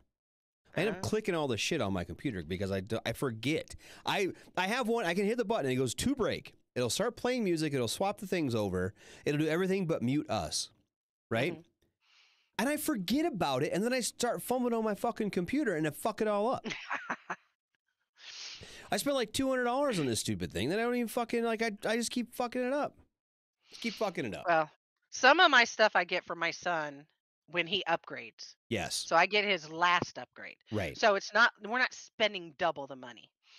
Some stuff though, he's like, no, you need this for what you've got. You only need this, or you only need this. And if I didn't have him, I wouldn't even probably be, well, I can turn on my own computer. I mean, I work in an office on a computer all day. Okay, so I can work a computer. Right. But he's got some cool stuff. That kid is like, he's awesome. Yeah. He's cool. Like Steven he can live with me forever. I'm fine with that. Steven Young says he bought a camera years ago for NCODP during COVID, and I spent $40 for a camera, and it's 1080 60 hertz. Oh, and you know what? This camera right here, I'm gonna hold it up. My old one is about that. Okay, it's I don't know. Let me see. It's like a Logitech something camera. It's a fine camera. Don't get me wrong. Okay. On my body armor over there, on my old camera, you couldn't pick out the rank. Now you can. It's just things like that. It makes it more clear. Like on the back, like all those pictures before that were all my photos and stuff up there, the camera couldn't take care of it. Like it'd be all just shiny back there. You couldn't see it. Oh, and right? now it's nice. Yep, now it's nice. I don't know what y'all can see in the background here. I don't know how clear any of my stuff is, other than the dog on my shoulder right now. Because this is just, I bought this laptop over the summer, and I've just literally got my little camera. Yep. That's all I'm working on. Well, and you know, like that little Logitech camera is an upgrade from a webcam, the one that's on your built into the thing. Yeah. But it's not bad. It's not great. It's not bad. It does fine. It does fine. It did me fine for 4 years, 5 years. It did fine. It did absolutely fine. And it's still, honestly, if I was in your shoes, having the little screen, I'd probably still have it. Yeah. Well, hey, I think he wants me to, have nicer things so that I feel like I I'm should a little do more that. special like oh the my rest God. Cause he's like, is that you or a DA photo of Mattis behind you? It is me. Yeah, because I can't make out the whole face. But I should do that. Just get one of those giant St. Mattis posters and hang it on my door. One night I should host from or co-host whatever from my office at work, because my office at work has all my cool stuff hanging on the wall. You know what you should do? I have all these kick-ass like women's whack posters and like the whack. Do you call it the whack shack? Yeah. Nice. It's my whack shack. I've got all my cool stuff. So when anybody walks into my office, there's no doubt I was once upon a time in the military. You know what you do? Hear me out. Okay, listen. Take a picture of it and get a green screen. Just post it. Oh, there we go. Oh, that would be awesome. Yep. So much easier than. Although my office is nice and toasty and right near the kitchen. So. Yeah, but there's not puppers there. You have puppers. True story. Here. No puppies, no babies. Yeah. I definitely could green screen. That would be cool, because I do like all my stuff that's on the wall at work. Mm-hmm. Because I don't have an office at home. I don't know if you people know this or not, because I believe we touched on it before, but this is my bedroom. I'm in my desk in my bedroom. Yeah. So I don't have an office. This group green screen is going to work out real well. It might work out better for her. It won't work out well for me at all. That's why I actually built the wall behind me. Yeah, so and here, if you guys can see everything, it's all Marilyn Monroe. Everything on that wall right there behind me is some kind of a Marilyn Monroe picture that my children have given me over the years. My actual college diploma is over here, and my military stuff is off camera. You guys can't see any of that. What? Waiting for that to knock you in the head? Waiting for what to knock me in the head? I saw your thing that you sent me. Text me, Dick. I just can't. I am not smart enough. He texted me something, and I'm not smart enough to get it set up in OBS quickly so I can share the picture. I wish I was. I wish I was smarter, but I am not. Oh, the wall? No, that wall is actually nailed down, dude. I did good. I nailed it. That was my COVID project. So you built that with all the is that like repurposed barnwood back there? Yep. It's like, well, it's like pallet wood. That's what I want to do in my living room. Yeah, it's a pain in the dick. Oh, honestly, well, okay, hold on. Mine's pallets, okay? And I would never. I've done a couple pallet projects. We've got an accent wall in the living room. I would never do it again. My brother-in-law made me an standing outside bar made out of pallets. It's awesome. I love it. The problem with wood, with doing a wall like this, is, and if you did this on I would do it smarter. Okay, I would take and I would make certain widths on the table saw. Oh, okay. These are all raw. These are right off the pallet, right onto the wall. Okay. So nothing's been like scaled or sized. Yep. I think if you were to kind of trim, if you had a couple 3 sizes, you ran them through a table saw so they were a little bit more consistent. We don't want to be perfect, because that's kind of the whole point of doing the pallet wall like that, right? Yeah. But if you have them a little bit more consistent, it's easier to place them instead of. I had like a giant pile of fucking wood down here trying to find the boards that fit in the right place. See, my old job, we got pallets in, every week with stuff on it. So I would pick the best pallets and put them to the side. I also implore you to take the pallet apart so you have the usable wood. Yeah, don't just like try and look at the pallet and be well, like, no. Like that would be you have to buy like you have two ways to do it, okay? And I've done both. Okay. You have to either get like a pallet breaker or like a deck breaker and try to yank the boards apart and then knock the nails out with a hammer, or you have to cut all the nails with a sawzall. And both ways takes forever to take pallets apart to have the actual wood. Well, that's why you have older children to do the hard work for you. Try to get them to do it. It's a lot of work. I can't get them to take the dogs out. Steven says he has a pallet wall in his master bedroom, and the wife loves it. My wife loves mine. But what we did, we have a hallway where we did like a wainscoting in there, and there's a place called Dakota Rustic, and they have like, it's just a 1x6 boards that are different finishes, and it looks just like barnwood, but it's new wood and it's kind of rough sawn looking, but it's consistent 1x6 sizes.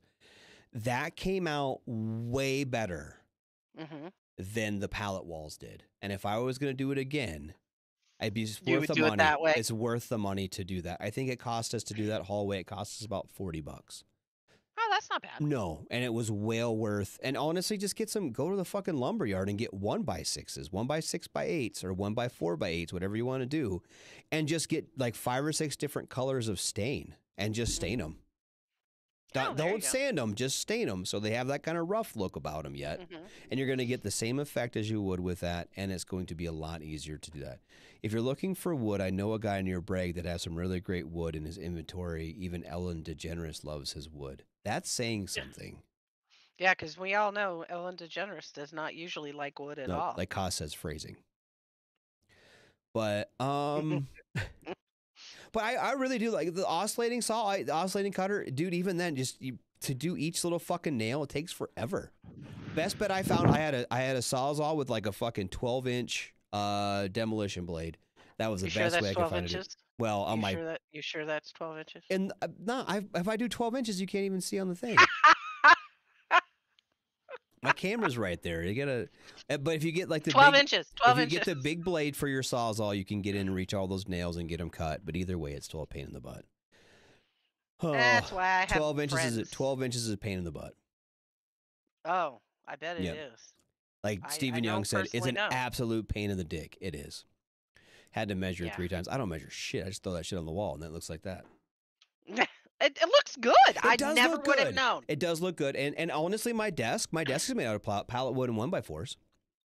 What? Look at you. I have a table I made for my daughter, all out of pallet wood. I've got, like I said, one of my walls in my living room is all made out of pallet wood. Actually, 2. I have like a little bump out bar thing that is part of an old load bearing wall. And I have like and I have a desk. My shelves upstairs are 2x12s that are rough sawn that I ran through the planer so the top of them is smooth, and those are like flush mounted to the wall, blind mounted to the wall. Like I do like the look of it.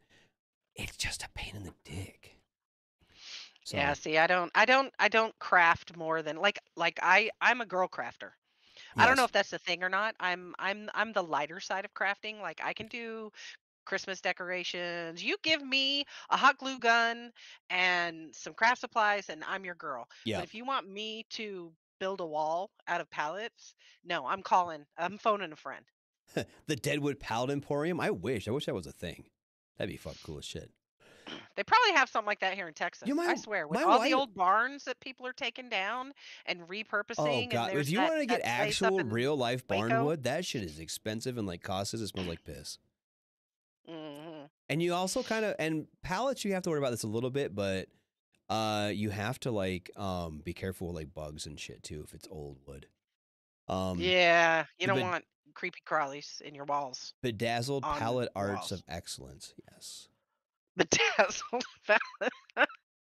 I could bedazzle some shit. Well, Don't there you go. You give me some sequins and a hot glue gun. I'm your girl. I want to, be one of those basic bitches that have the Cricut machine or whatever that you can make shit with. Oh, my daughter has one of those. She makes me the coolest stuff. I have Yep. so many stickers and like little things for cups, and she made me a shirt. Oh, I freaking love it. Yep. I just had this plain green pocket T-shirt, and she took a darker green material through her circuit, and it literally says "Eat a dick" on my pocket. It's called Circuit. Yeah, I thought they were circuit or cricket or I think they're something like crickets. that. Anyway, Maybe it's a cricket. I don't Cricket. She fucking has one know. of those. I'm not. But she did it for me, and so people literally have to like lean in to see what it says. And when you get close enough, you realize that it says "Eat a dick," Nice. and it's the best. That's Maybe like I'll have my to wear that turtlenecks. shirt one day. I have my black turtlenecks and then my slightly more black turtlenecks. My tactical necks or whatever. Tactical. I'm just kidding. That's from People Archer. still wear turtleneck. Fuck no, only on Archer. Phrasing. Well, there you go. Did I tell you that Spanky got me addicted to No. Bob's Burgers? I've never really seen that. I've watched it a Watch couple it. times. I've watched it. It's like Watch Rick. it. Okay, it's like Rick and Morty to me. Which Okay. I have never seen ever. Okay. Not one single episode. I've seen it. I've seen a couple. I've never like sat down from the beginning and started watching it. Okay, but I'll see a little bit of it. I think it's kind of funny, and then I'm like, God, this thing's fucking stupid. See, and I thought that's how Bob's Burger was going to be. But every episode, they have like these little like Easter egg things on the buildings and different stuff that if you really pay attention, it is funny as hell. I also I have love it. problems because the dude's got the same voice as Archer, so I keep wanting to hear him be Archer, but he's not. Yeah. That's part of my problem with Bob's Burgers. I'm like, then you should have cast somebody else. Yeah, when you have a limited number of voice actors Bullshit, doing the fucking different world is. characters Have on you not different watched shows. Pop Culture Warrior? The world is full of voice actors. Well, I know my niece is a voice actress. I know, so you don't gotta get. Well, you gotta hire your niece for all of the jobs because she needs the jobs. But they could have had the dude from Bob's Burgers and Archer. Also, kind of pissed off that the dude who voices Archer looks nothing like what you'd imagine Sterling Archer would look like in real life. Oh yeah, no way. He doesn't look anything like them. No. No, crazy. Rick and Morty is off the charts, but Bob's Burgers are garbage. All of them sound alike. LOL, including the mom. Well, they're mostly all males doing the voices, except for I think one of the daughters is an actual female voice. I wish they had the people from Trailer Park Boys voice actor things. Freaking, I love them. I know. They're hilarious. Have Have you watched the newest Cos stuff? pushed off South Park for the longest time. Then he watched it and was addicted to it after the first show. Absolutely. Well, I'm so happy that Firewise. Sorry, I'm getting word text. I'm so happy that South Park's still a thing. I just haven't watched it in so long. No, I haven't seen it in years. I dated a guy in Germany that was obsessed with it. Like that's all he wanted. Oh, to I'm watch all the sure. time. I'm 100% And so I sure about totally got burned out of it. Mhm. I was like, no, I don't want to watch that shit anymore. Yeah. But I am a big fan of Kenny, and I Yep. am a big fan of He dies. Respect My Authority. There are so many fun parts about South Park. I just forget about it. Yeah, it is. It is fun. They were so. And then when they started bringing in like actual mainstream celebrities as themselves, Oh, and they were did? making fun of themselves, some That'd of be them, fun. it's hilarious. I I think like like when they- I Pamela like when they Anderson can was do on that. there. I don't know. Yeah, I haven't think seen. Pamela I haven't Anderson seen her came since her movie with Tommy Lee. you know, she has her book coming out Oh, or just came out, and I think they're doing a Netflix thing of her. Just I her think they are story. too. Aren't? Well, I thought there was a whole her and Tommy Lee movie coming out or something. Maybe it already came out. Well, no, that one came out.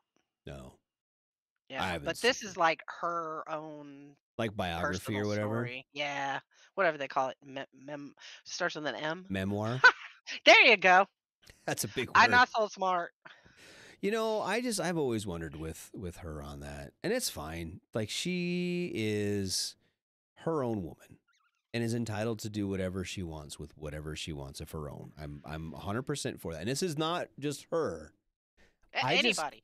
It's just so weird to me how, And this is coming from fucking Manor, right? But I don't throw my shit on the internet. You know what I mean? But Like they didn't throw it there on purpose in the beginning. In the that's beginning, true. it was a leaked thing. It wasn't like she was like, "Hey," she wasn't trolling for popularity by leaking their own. That's the But whole reason the Kardashians are famous. I mean, there's yeah, because like, didn't she do that on purpose? I'm pretty sure about it. I actually think a lot of those celebrity sex tapes get released on purpose. I really do. That's kind of one I of think my. like Paris Hilton had one that got. I really mean, I'm like a medium conspiracy theorist. Okay, I don't believe in all of them. I think some conspiracy theorists are fucking crazy, right? Have you seen the comedian that talks about that? I'm gonna kind of paraphrase him a little bit. He's like, "Do you really think the government's batting 1,000?" Like, you know what I mean? Like, so there's some that I believe in. I think we went to the moon. Sorry about it. Flat earthers me are too. fucking crazy. Like, there are some ones like, we actually have an astronaut yeah, lives here local in my hometown, right, and I believe him. right. They went to the moon. I believe them. Like Dick But said, there's some stuff, and I'm it's like, not conspiracy if there's truth to it. Like, do I really think fucking Lee Harvey Oswald got off all them fucking bullets that quick? Nah, you know what I mean? Like, think about it a little bit. I'm not gonna go down that rabbit hole too much.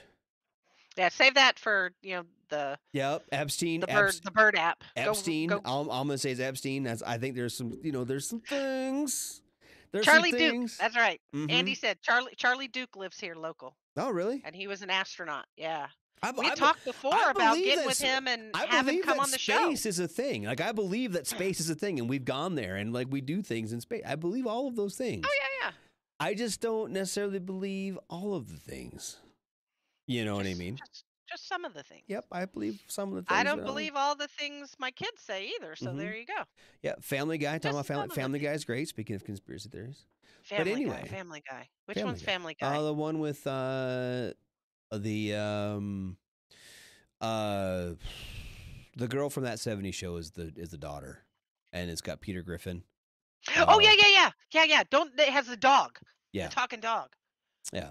Yeah. What things don't I believe? I don't think that Epstein, had anything to do with his own demise. I don't think that.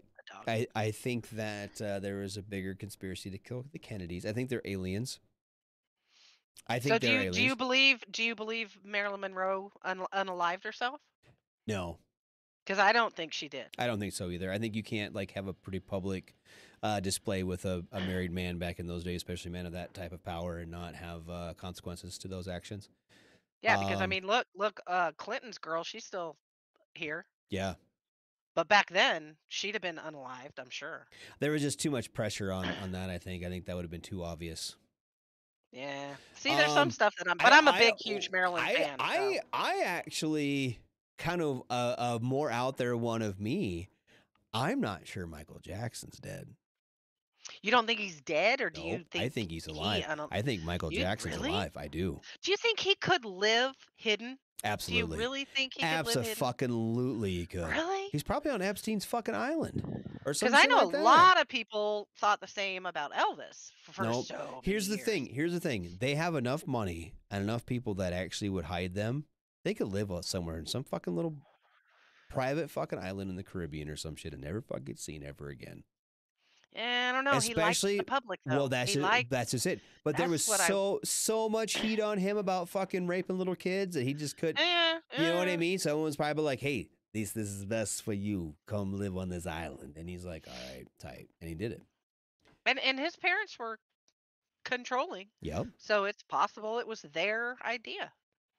So just go on the bird, not the Twit bird, but go on the other app, the other bird app. There's another bird clock app. The clock app. Sorry, it's one? not a bird. It's a clock. Tick tock, tick tock. Oh, TikTok. Yeah. You can go down some rabbit holes on. Oh there. No, I try not to go down. I try not to do that. Jim Morrison is probably dead now, but didn't die when they said. Ooh. That's a good one. Oh, see, I've never heard that. I hadn't heard that one either. I've always kind of wondered when you have those celebrities. Thanks, Heath. I gotta Google. When you have those celebrity deaths that were so young, Jimi Hendrix, Elvis, Jim Morrison, Janis Joplin. Yeah, makes you wonder. Yeah, but hold on. Okay, like Jim Morrison was kind of whatever. He's kind of a fuck, right? He was out there. Michael Jackson was in so much hot water for the things that were coming out, and it was just like boom, boom, boom, boom, boom, one thing after another. Then he dead. He gone, and then all kind of went away. You know what I mean? So Yeah. I'm actually surprised the same thing didn't happen to Bill Cosby.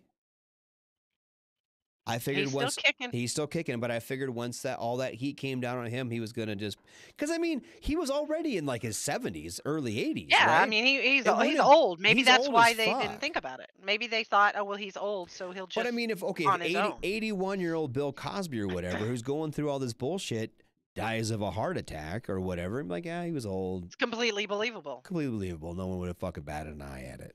Right, and I guess with the whole Michael Jackson thing because he was so... Tupac. I've heard this Tupac one a lot. Yeah, I've heard the about Tupac that. one a lot.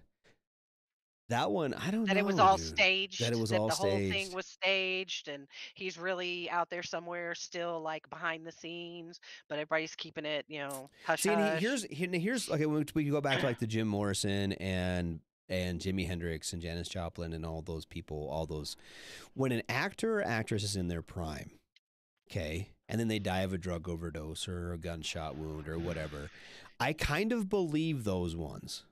Mm-hmm. It's the Michael Jacksons, it's the Bill Cosbys, it's the Jeffrey Epsteins, it's the ones who have a lot of heat on them. You know what I mean? So who I wonder why he's still alive? Who's that singer that with all the teenage girls? That was he R&B? Oh, R. Kelly? Yeah. I was surprised he hasn't become unalive. Like behind the scenes, deep undercover. Because man, that was. I think he'd probably actually get unalived in prison. I'm surprised he ain't. You would think. Yeah, R. Kelly, he's fucking weird. Not to mention reported that all the money he owed MJ could be hiding. I think so. I think that's one I'm kind of in. And like I said, aliens. If you do the math, right? Mm-hmm. I'm kind of I'm an astrology fan. Mm-hmm. If you do the math, it's almost impossible for there not to be life on other planets. Now, that being said, I don't think they fly to Missouri and put things in people's butts. You think if they're out there, they're doing something, but they're definitely not doing that. No. Also, if they're smart enough, okay, to scale the cosmos, to go hundreds or thousands of light years across the cosmos, they're not going to get to fucking Roswell, New Mexico and crash into the fucking mountain. Just saying. Yeah. I don't think they'd fucking, I mean, it's never like, oh, time to let my kid drive. And like he fucking hits the mountain. Like, no. That shit ain't happening. Paul Walker is still bringing the heat. Too soon? Yeah, maybe a little too soon. You know who didn't see the last 3 Fast and Furious movies? Paul Walker. Me? Oh. Ba-doom-tsh. He'll be here all night, I don't know, guys. dude. Fucking Paul Walker. That was some bullshit. That was bullshit. Surprised he didn't get Epstein. Who? R. Kelly? Yeah, I'm surprised he didn't get Epstein either. Man, I don't know. I think I don't. Man, that like the Ancient Aliens fucking. Do you watch that? The Ancient Aliens thing I have. on like the History Channel or whatever that I is? have. It brings up some interesting fucking points when you think about it. Especially when it comes to ancient people and cultures and shit. It brings up some fucking, when you think about it, it does bring up some interesting points. I don't know. The thing that gets me, okay, and this is me, I'm putting myself in alien mindset, right? Big brain alien. Okay. Why would you fly all the way here? Set up some fucking ape people, right? All right, you guys are fucking, you're my apes, you're my peeps. Let's do this. Yeah.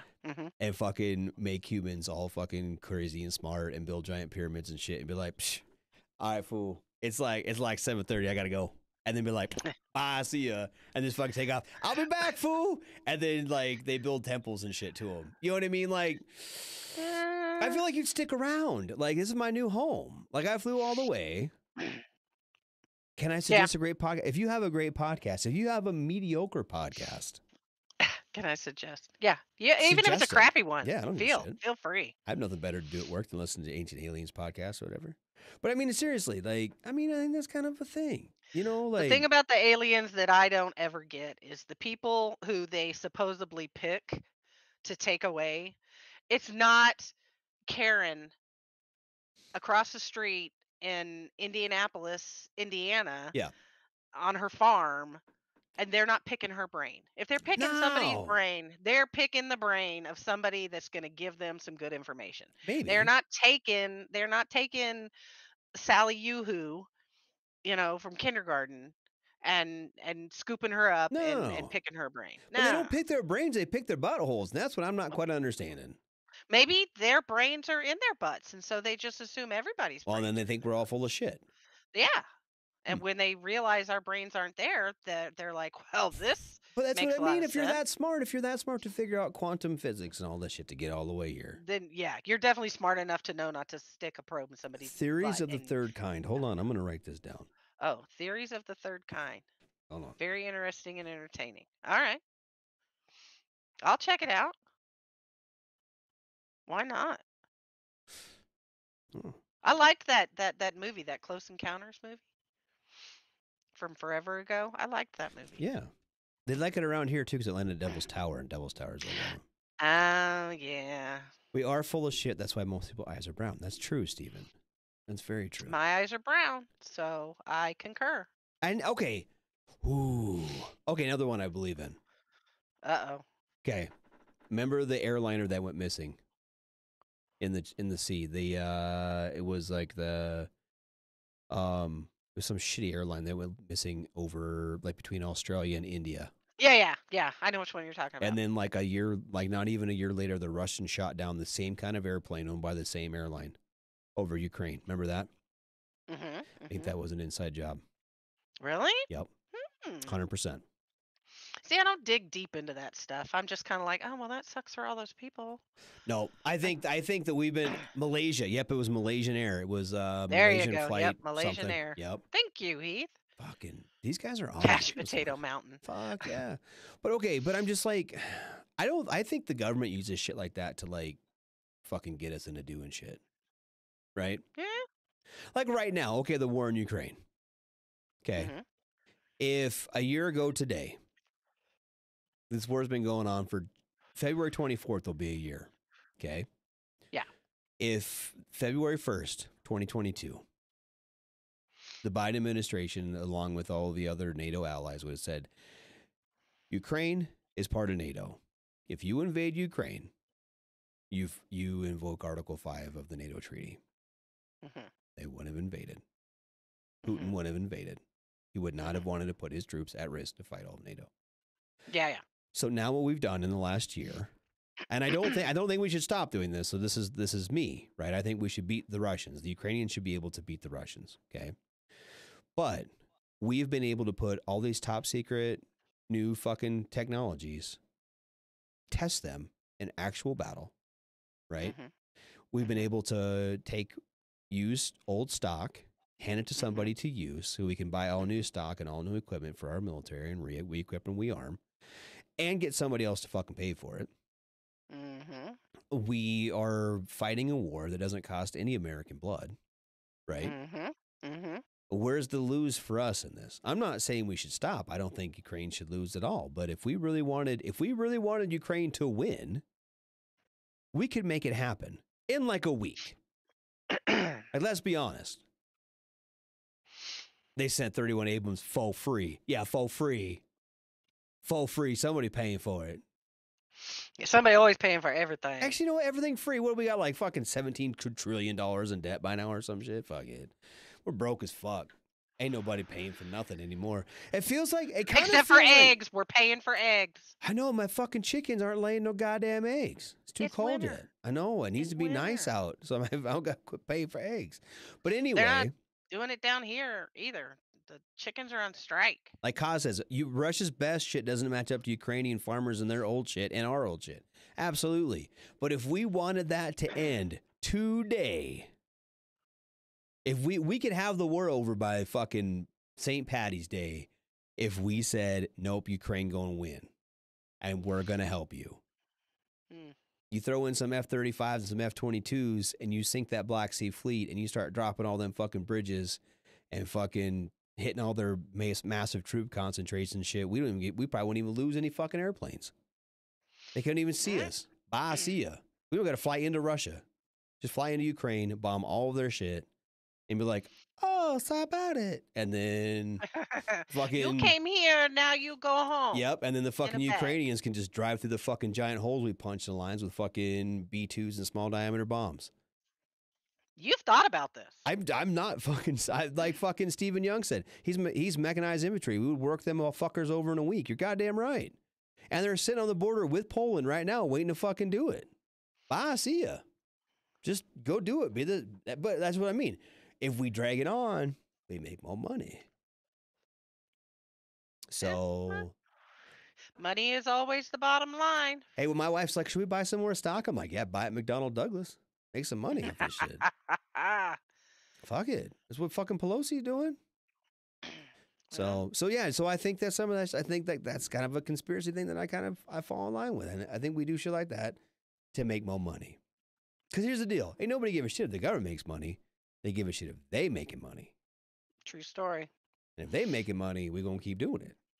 Mm-hmm. So how long is this war in Ukraine going to last? As long as their fucking blood does.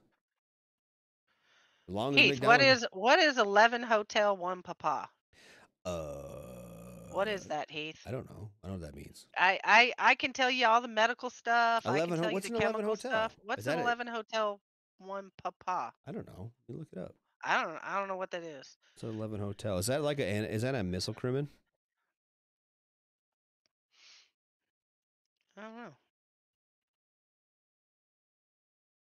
I've been out a hot minute. I don't remember a lot of that. Heavy anti-armor crew served weapons. So like okay. like a tow missile crewman. Oh, okay. Pretty sure about it. And machine gunner, and like 50 cal machine gunner. Ooh, I always wanted to be a 50 cal machine gunner. When I was in, women weren't allowed to do that stuff, but now, you know, that's my conspiracy theory thing. Is just drop a whole army full of pissed off, angry, just bitter ass women like me. Yeah. And just send it. I just say like, this guy did this, and this guy's wife said he did this and that and and we'll be on it, doggone it. Women are underrated when it comes to combat. Because we're tough. As long as we got a bathroom, we're tough. So that's my thing. Tough as hell. Oh, Dick. Or just tell us that our kids are on the line. Our dogs. Fluffy. They took Fluffy. We're all pissed. We're going in. John Wick now?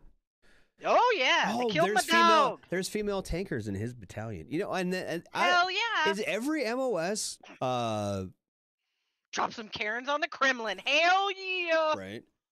I'll even go back to my haircut from, 2007 and 8. I had the Karen do. Is every MOS both sexes now? What do you call that? Integrated? I know there's females. There's a lot. I know there's females in the infantry now. Yeah. And I'm not sure about artillery or combat engineers or anything like that. I don't know. Probably if they integrated infantry. we gotta get some of my still in flux. You said it's still in flux. All right. Female veterans to come in here, and I keep telling them, y'all, girls, ladies, women. I don't want to say the wrong word because that's even pissing chicks off these days. And even calling them chicks is pissing them off. But you see, you can do that. I can't do that. No, even I can't do it. I get hammered. I get hammered when I go in and I say female veteran versus woman veteran. So and I'm a woman, female. The M919 Silver Bullet says yes, all of them are integrated. Tight. That's what I thought. I wasn't sure. And I think that's the same for all of the services. I think they came out a couple years ago where like Marine Corps infantry has to be, like all like Navy, Marine Corps, Army. Didn't a new thing recently come out about the Marines and integrating women into every aspect of their basic training? Because like it's been separated and now it has to be, both males and females training together in every bit of it? I'm not. I wish I had I'm not saved that sure. article. I wish I'd saved that article. I know they were trying about doing it. Something. Okay, they were trying to do some integrated training in Paris Island, which is so the way the Marine Corps did it. They had 1st, 2nd, and 3rd Battalion for the recruit training regiment was all male. 4th Battalion was female.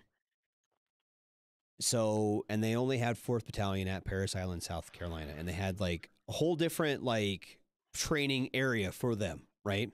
For females. They weren't even on the same place. And I didn't go to Paris Island, so I'm not 100% sure. This is what I was told, okay? And then from what I understand now is they're integrating those companies, those training companies that are going through. I think that what they're doing is putting like, they'll have all the males in like, you know, the first 4 companies and the 5th company is female. I think. Yeah, Dick says they opened up San Diego to women, but they have not integrated the platoons as far as he knows. So they'll have in my training company, right? That when I graduated, I was in 3rd Battalion in a company when I went through basic training, the boot camp. Yeah. We had 8 companies that went through. I went through in August, so it was the big time. So we had 8 companies. So I think what they're doing is like 6 of those companies will be male, or 6 of those platoons will be male. And then 2 platoons will be female, something like that. Versus like the Army, where you're and the same as the Coast Guard. I know because my daughter just 6 years ago went through, where you'll have a platoon and like 3 squads will be male, and then the 4th squad in the platoon will be female. Right. So like Kaz says, it's available for all sexes. It doesn't mean it has happened yet. It just hopes that when it does happen, they won't modify the requirements to become a member. I think that's the key to that. And I believe in that too. Yeah, I wholeheartedly believe do not adjust your standards just because you're now allowing women. Right. We can do it. I mean, maybe not me personally, because I'm old and tired. But when I was younger, I wanted to be a badass. Yep. I just it wasn't open for that. I may have picked a different job. Who knows? But there was only so many I was allowed to choose from. Right. Well, I think that now, okay, that we'll say infantry is the big one, right? Let's be honest. Artillery and armor can be fat. They're right around anyway. But infantry in particular, and especially special forces, if you want to go into Ranger or Green Beret or anything like that, you have to have a certain level of physical training. It's standard. Right, higher than the standard. If I want to go to Ranger school, it doesn't matter. I still have to pass that standard, which is higher than being a regular fucking infantryman. Right? Understandable. If you want to be a Ranger, you have to do this. Yeah, for sure. I understand that, and it should be the same across the board. If you want to be a Ranger, you have to do X, Y, Z. Not X, Y, Z, A, B, C. X, Y, Z if you're male, A, B, C if you're female. Nope, it's X, Y, Z across the fucking board. X, Y, Z across the board. Yeah. Yep. And I knew some women. I served with some women that were more badass than some of the men. And the men knew it. I know the men freaking knew it, and they were cool with it. But you can't walk up in there and say, "Oh, but this was too hard," and expect to get away with that. No, if that's what you want to do, make sure you can meet that standard. Yep. Stellar proficiency in all aspects is right, guys. And I've heard this too. I've heard this, Steve, and I've heard this from my son who's active duty right now, that the ACFT is a fucking joke. I agree with that. From everything I've heard and seen, that the ACFT, they're having so many problems with it, and that it's a fucking joke. And that's sad. And Deanna says the Muslims torch their own for being Christians and blaming SEAL Team 7. I don't know anything about that.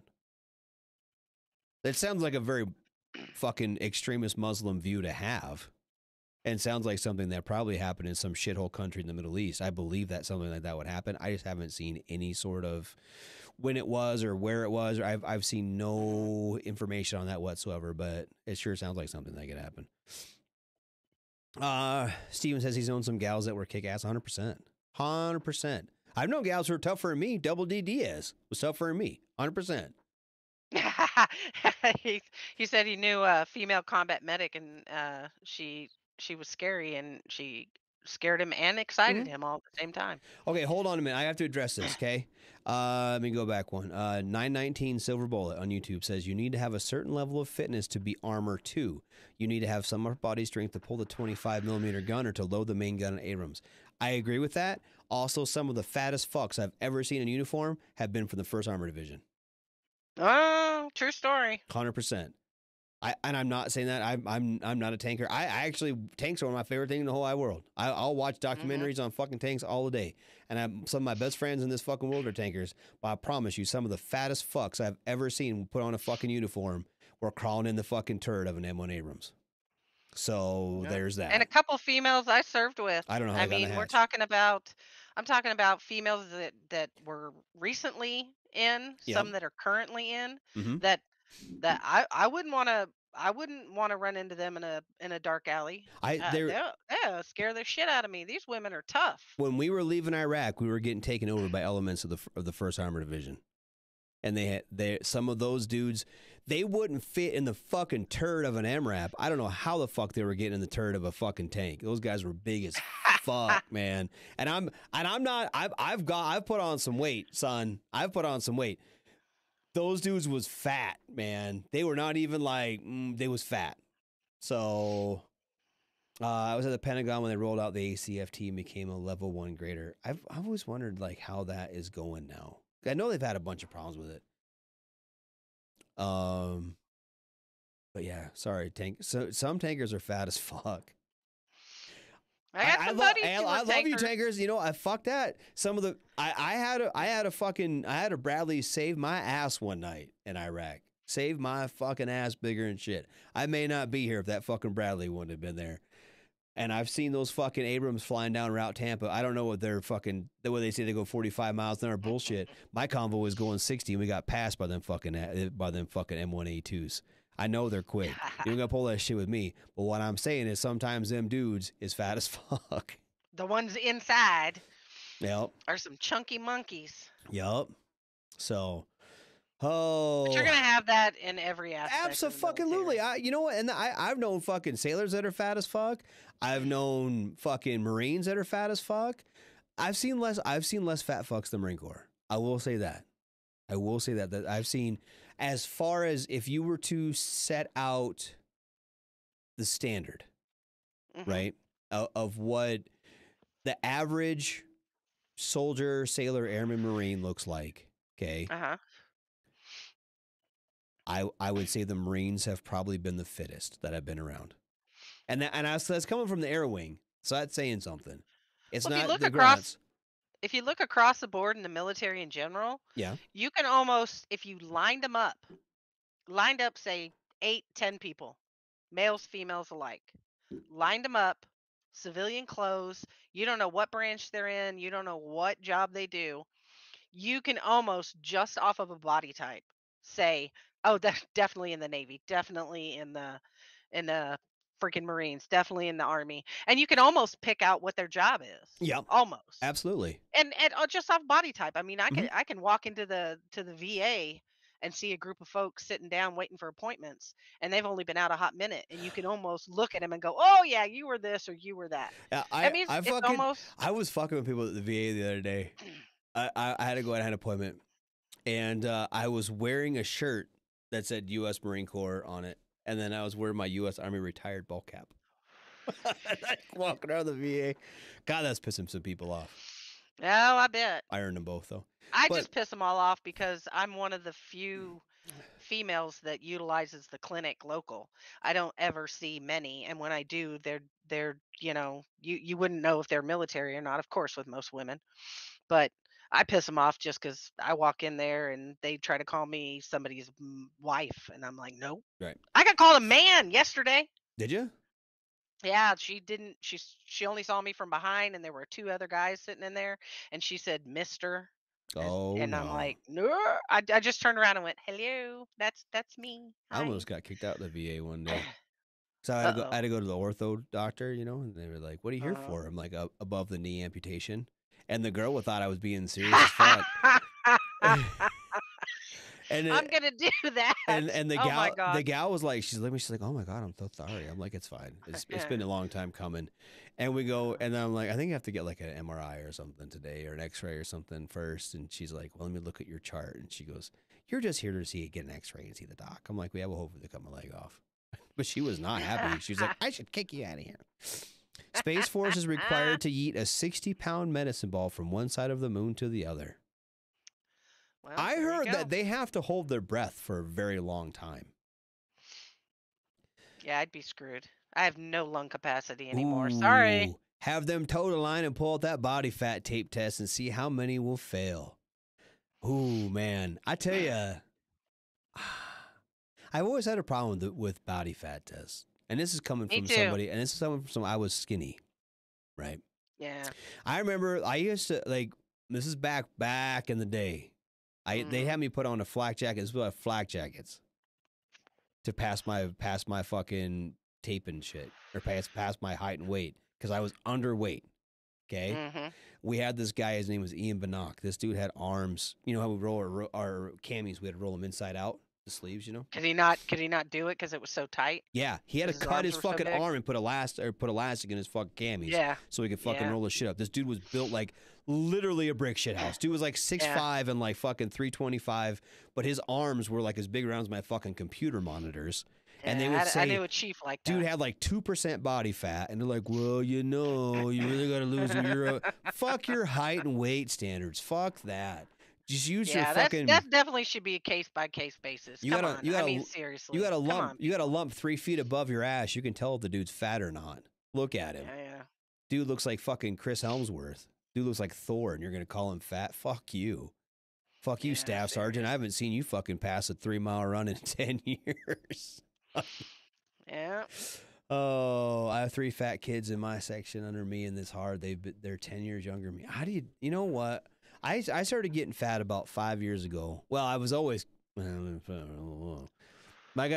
quit smoking about 4 years ago, and that's kind of really put some weight on me, and I've really had issue with it.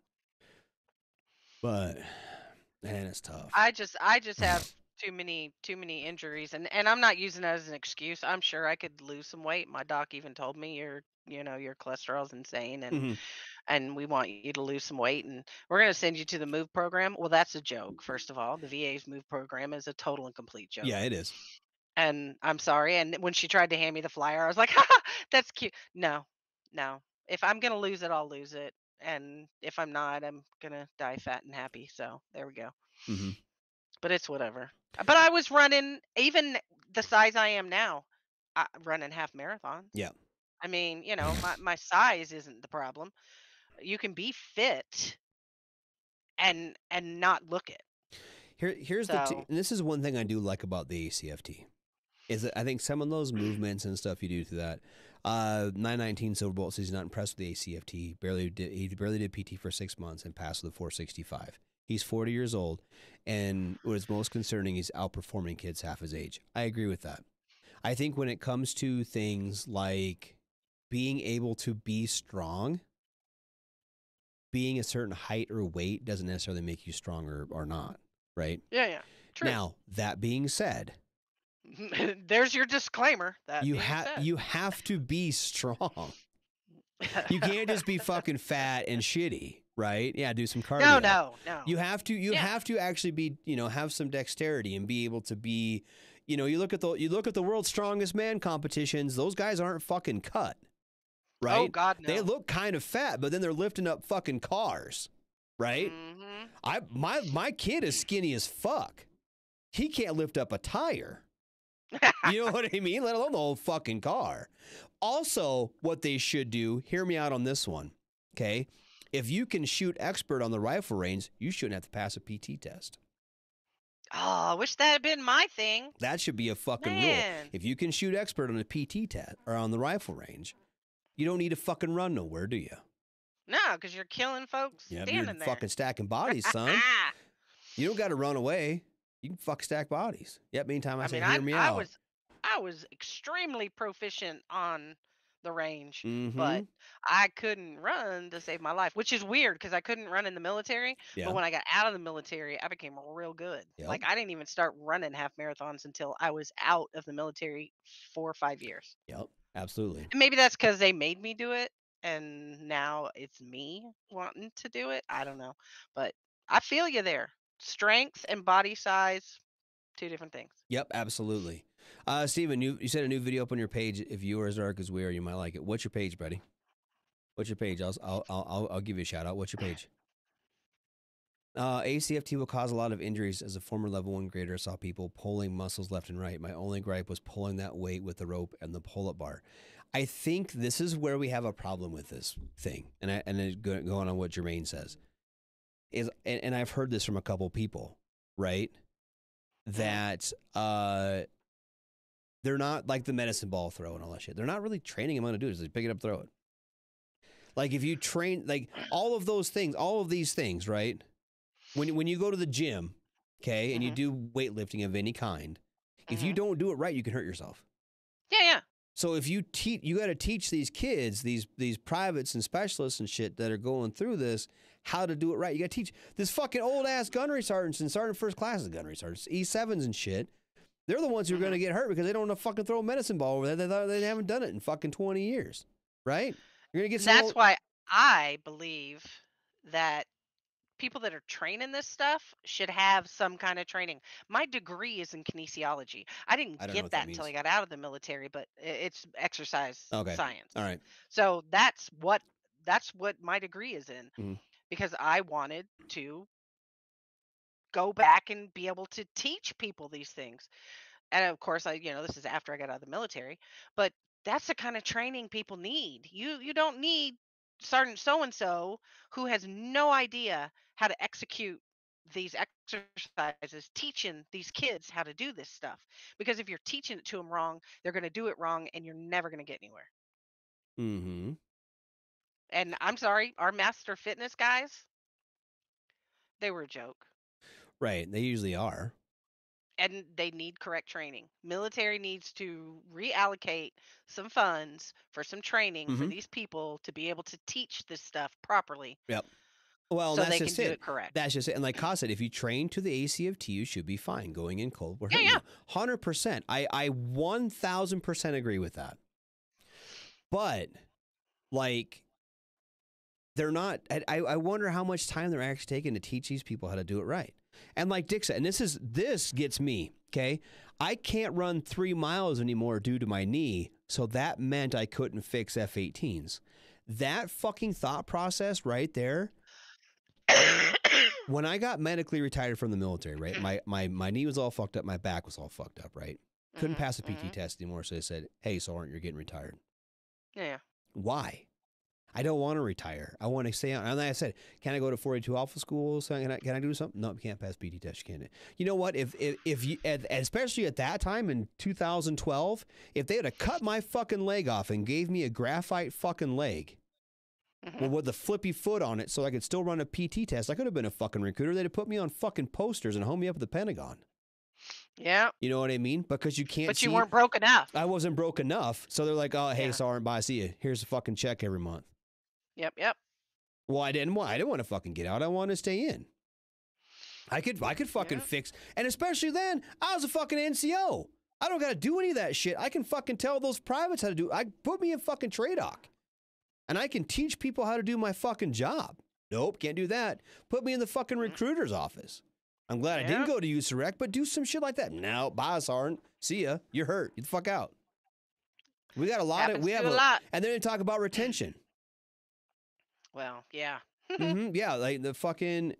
Oh yeah, I'm getting all angry now. The PT test needs to be geared to fit the job rather than be one size fits all. If I'm on a Bradley or a tank, then my muscular strength should be addressed more than my ability to run fast. Absolutely, that is the case by case basis, but it's MOS specific. Exactly. Yep. But you have these fucking idiot sergeant majors who are like, well, trooper run fast, trooper good trooper needs stripes. No. Because you fucking Not if run they fast. can't do their damn job. Yeah. I don't care if you can run fast. If you can't teach me what I need to know, I don't want to work for you. Getting back to that dude, we're talking. You know, he's armor, right? And I'm making fun of fat tankers. But you know what? When it comes time to fucking break a track, I bet I want the guy who weighs 300 pounds more than I want the guy who weighs $1.50. You know what I mean? I bet that fucking dude who weighs 300 pounds that can barely. I bet he can throw fucking track lengths around all day. You know what I mean? Or he can throw them 120 mics up on that fucking turret and load a fucking Abrams up. My little skinny ass is gonna have trouble doing that. Fuck yeah. Be built for your. If you want a dude who's tough, he's gotta be built like a linebacker, not like a fucking Kenyan marathon runner. Sorry about it. They need to do that for the other MOSs like they do for pilots. All of them. You gotta have a certain body size. How many pilots do you see that aren't civilian side? I'm talking military side. Most of the guys I've ever met, even the women I've ever met, very slender, not too tall. You know, you're fit for your job. That's the way it should be. You know, yeah. I wonder if there's a weight limit on ejection seats. I know they're not very big. Jermaine said, after passing the APFT for years, I wasn't going to look bad feeling that shit in front of them, sergeant first class, staff sergeants. Absolutely. I get that. You've been in yeah, that's true. Some of my best NCOs, senior NCOs, some of the best guys I ever worked with and worked for, and women, were not physically looking fit. Yeah. But they up here, they had it all. They knew their job. They were great leaders. They could motivate anybody to do anything that needed to be done. So that was my problem. But they were the guys that were shit leader. I was a shit leader, and I'm just kidding. I have a big brain. They used to say I have the smoothest brain of anyone you'll ever meet. There you go. Captain Smooth Brain. He's calling me that. That's funny. Oh. You know what, Dick? I didn't get in seats that much. Dick worked on F-18s. He was a squadron guy on F-18s. He was an electrician, so he's in the cockpit all the time. But yeah, them fucking seats, man, are pretty tight. A couple times I was in there. See, I never got to do the really cool stuff. I was medical and I was chemical, and I was admin. Even when I was chemical, you would I have was hated admin. it because you're tall. Nick's tall too. I'm 5'10". You would have hated trying to crawl underneath the fucking dash of an F-18 and try to fucking change some shit. I'd have got, and I have big hands for a lady. See that? They used to do my nickname was John Wayne. Because I got hands or your colon. You had a bunch of poop impact in there. No, just my hands. No. I was told by a guy dancing with me because I didn't have silky smooth lady hands and they were big. I could palm a basketball. That his nickname for me was John Wayne. They called me the Duke for years. So he said he had a staff sergeant that was grading his EIB that had a permanent soft shoe profile. I didn't even care about that, dude. I didn't want to. All I wanted to do was not get out. Yeah. I had like 6 years left. Like, let me stay in. There are fans up where the feet go. You dingle upside down with your feet sticking out of the cockpit. Yeah. I had to do that shit. I remember doing that shit. Fuck that. I was so, oh my God. The first time I ever got stuck working on F-18 like that, I was drunk as fuck. I was still drunk. And they came to my barracks room because I was intermediate. I was at MALS. I was the eye level guys at the second level echelon maintenance, right? And they came to my barracks room on a fucking Saturday. And they're like, hey, we got this jet down. We need you to fucking blah, blah, blah, blah. And it was Dick Squadron. It was 112. And they came and got me in my fucking barracks room. I've been drinking till like 5 in the morning. They came at like 7. And they came and get me. And they were like, we need you to fucking do this, blah, blah, blah. Because there was some composite or something. It was door number 3 that goes underneath the gun between the radome and the landing gear.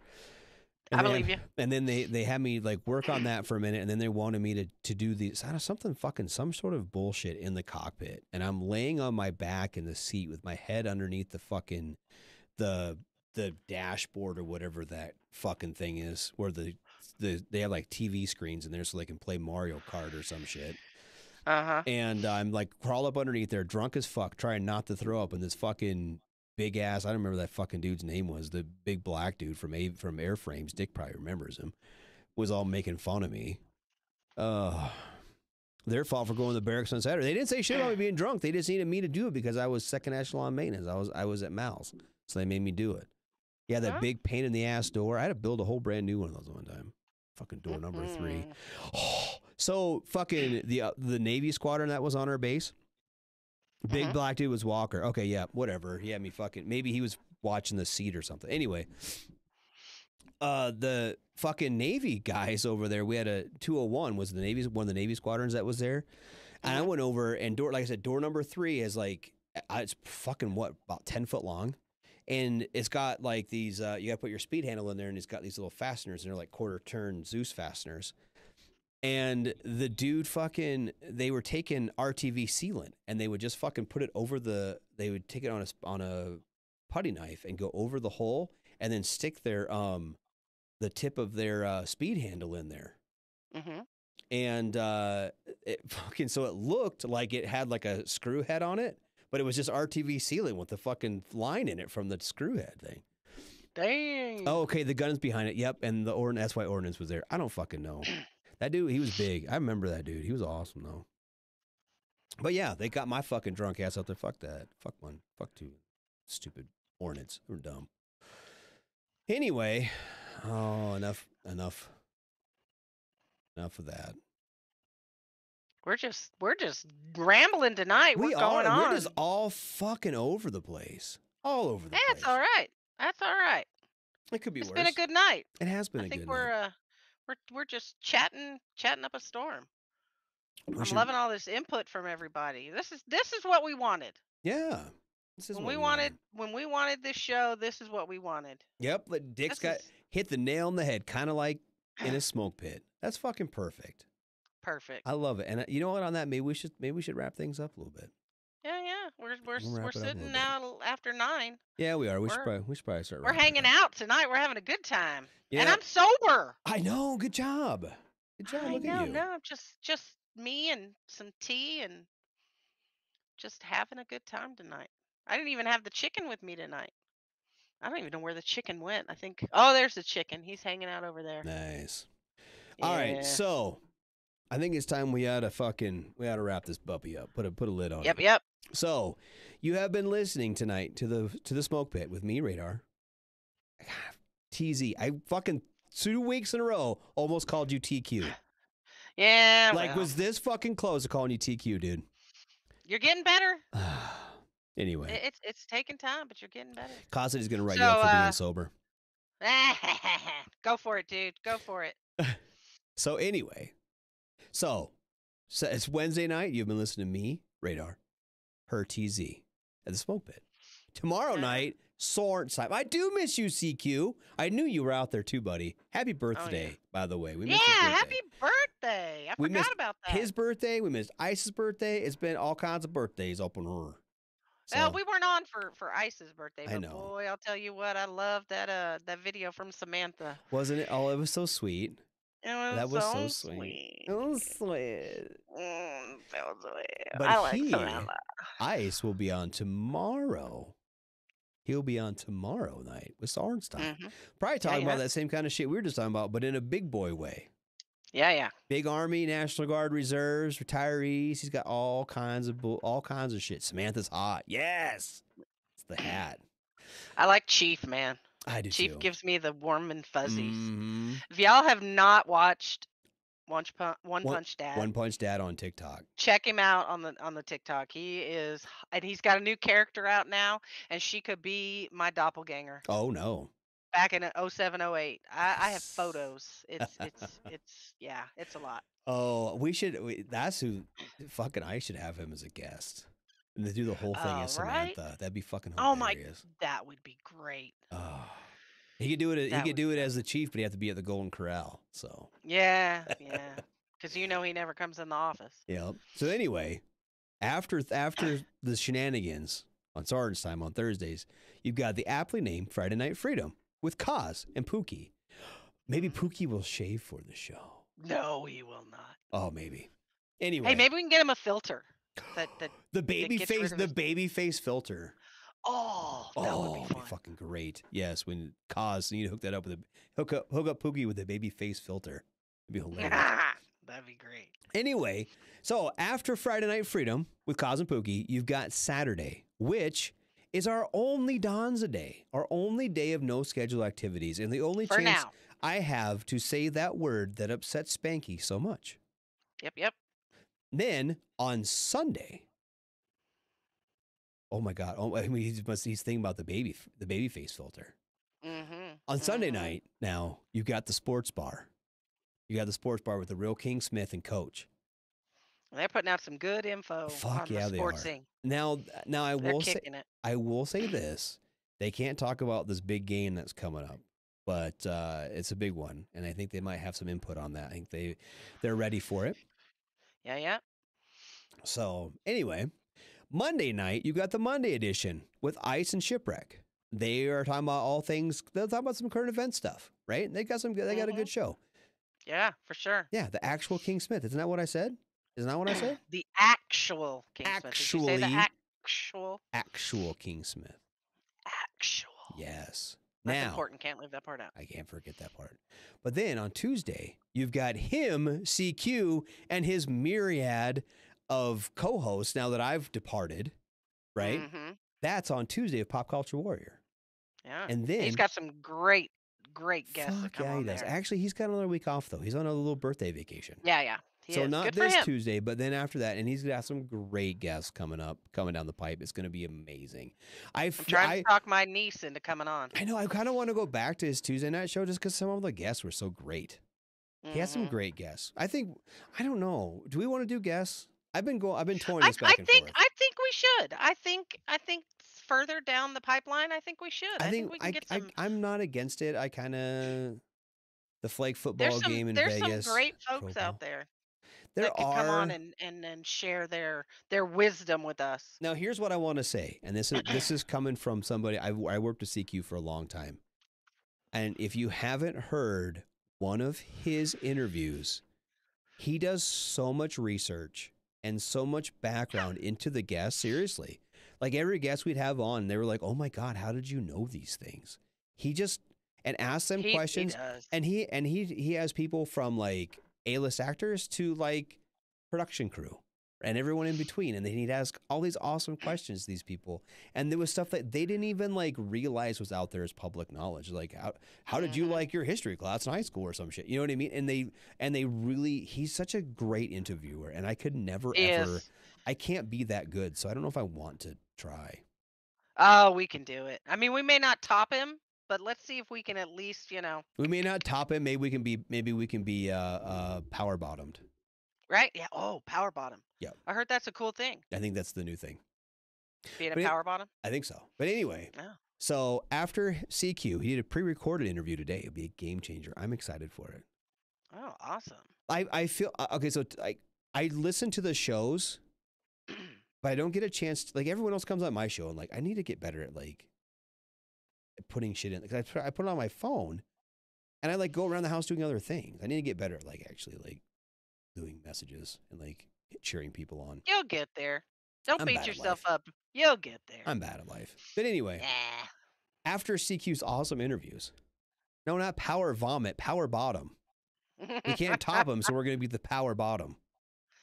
Yep. But anyway, after his show on Tuesday, you come back to us next week. Right here, same bat time, same bat channel for the Smoke Pit. And we'll be here, lottie-dottie, all of us. And we'll be just as surprised as you at what falls out of my face. Yes, and mine. And hopefully I won't get any more shots between now and then, and I'll feel 1,000%. Or you can do shots. No, we could do that one night. Just do shots. We'll just like pick a word, and every time somebody, like says it or brings it up, F-18 would have been a good one tonight. Yeah. Because that kept flowing out there. I did. They kept falling out of my face. Sometimes it happens. It does. Dick said Daria. No, that sounds like a horrible idea. So like me giving... He just doesn't want people to see that I can drink better than he can. Ooh, Kaz wants to know if you're gonna have a new dog next week. I might have a new dog next week. I Nice. will. I mean, I have enough of them spare in the other room. Oh, I might have to give some chill pills to one of the Yorkies and have them out here. Are those your foster dog? You're not. Did you adopt Well, them? No. I have 2 foster dogs at the moment. Okay. I have a Min Pin and the Chiweenie. Yes. But I personally, in my household, have 5 dogs. Wow. So maybe now, Frank. So right now in your home at this moment, you have 7 dogs. And 8 cats. And 8 cats. But only 3 of the cats are mine. The rest are fosters. The rest are fosters. Well, you can use this. You got to figure out a way to like broadcast this at home, so you can use this as an opportunity to like, present the cats and be like, "Look at this kitty." Right? Oh yeah, the dog of the week. Yes. The cat of the week. You could do that. Yeah, I'm in. Yeah, we could totally do that. I have no problem doing that. Yeah. Especially with these fucking cats. Let's get these bastards out of my house. Yeah, Dick said put some GoPros on the cats. Oh, I got a 25-pound cat named Marshall Cogburn. Really? And I would love to put a GoPro on that bad boy and just have like footage of him and his shenanigans all day long. Casa will just have a segment called "Adopt My Pussy." Aw. I'm down. That'd be great. We should do that. But yeah, I'll work. Maybe we'll do Frank. Maybe Frank will make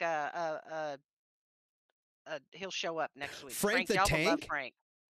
Frank is a pug who has extremely wide set eyes. So he can't see.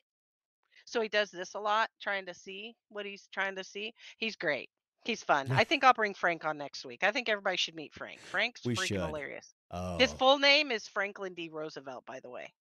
That's his government name. Is a Dachshund and a Doberman cross called a wiener pincher? Could be. I don't know. My wife wants my wife wants a bitch and freeze. A bitch and freeze. A bitch and freeze. They're a little white dog. Yeah. Mm-hmm. She wants a bitch and freeze. They're like fucking $10,000 or some shit. Yeah, well. I want a hot tell her tub. good luck. Maybe I'll get one as a freebie. That's how I got the Yorkie. Outside. Well, if you see any bitch and freezes, let me know. I will. I'll put you on my list. I've got other people waiting for Yorkies, and I had someone for the Chiweenie. I mean, that Chiweenie went fast. I used to have a Chiweenie with my ex. We had one, and it's a cool dog. It was a pretty cool dog. Oh, they're fun. I'm not a huge fan of small dogs, but it was a pretty cool dog. It will look like she's squeezing the fuck out of Frank, but that's just the way he looks. I heard that if you cross a pit bull with a Dachshund, you get a wiener pit. I just know like there's my some in Deadwood. vagina. Oh yeah. Oh, see what I did there? Get wrecked. Boom. Oh, I had to. He went with the wiener pincher, and I had to go with the wiener pit. So there you go. My wife just sent me. Oh my God! This whole time she's been sending me South Dakota family pets, and there must be dogs for sale on Facebook. It's probably all those freaking bitch and freezes. Well, tell her I'll go on the search for one. I'll hit up my rescue pipeline, and we'll see if we can't get you a bitch and freeze. Dick said I'll fly it up there. And I bet Karen doesn't have a blind Shih Tzu that runs into walls a lot. Oh my God! Is it a bitch and freeze? That'd be hilarious. That would be funny. Well, and like I don't know. I'm concerned about getting a dog I have to shave. Absolutely does. I bet she does. Get a video. I want to put it on Facebook. I want to put it on this. Crazy. Get a video. Oh, Dick, get a video. Oh, she gets mad when you laugh. I bet she does. Get a video of dropping water balloons from your drone onto the blind dog. Oh no, it's horrible. It's just water balloons. Not gonna hurt him. He's looking for a bull terrier. All right, Keith. Keith, I'll are those the Spuds McKenzie dogs? The bull terriers, so. with the weird nose, little flat face. Yeah, weird little, yeah. Those are kind of cool. My brother and his wife have a Shiba Inu. A I what? think is how you say it. Shiba Inu. Look them up. Oh, that's like a they Bitcoin. Are freaking adorable. Those are they're medium sized. They're cute as hell. No, they're like Shiba Inu. fake. They're fake monies. They're so cute. It's money. Mm-hmm. The Target mascot. Yeah, it's the same. Do you not remember Spuds McKenzie? They may not be old enough. Oh, yeah. Spuds McKenzie. That dog was cool as fuck. I actually really wanted one of those for a long time. Like, even into adulthood, they are kind of cool dogs because they're not really all that big. Right? They're not super huge. No. They're bulky, like, bulldog bulky, but they're like more like French bulldog, right? Kind of like that size. They're not super kind big of a size up okay. from a French bulldog. But not as big as like a fucking old English bulldog. Are you guys trying to get PETA over to your house? Maybe. With the water balloons are safe. Yeah, it's just water. PETA can't get mad about water balloons. It's not like we're dumping chemicals on them. It's just water. People for the eating of tasty animals. Oh. Yeah, get wrecked. Oh. Yeah, but I'm pretty sure that Shiba is that's like Dogecoin is a Shiba, right? I'll get a picture of their dog. Her name is Dharma, and Dharma. Which one's Greg? Does they have another one named Greg? No, they have a big old white dog, and I can't remember what it is. It's those big, huge, furry white dogs. He's ginormous, and his name's Ruger. I wanted one, but their breed can be aggressive, and my neighbor had one on chains like Mr. T.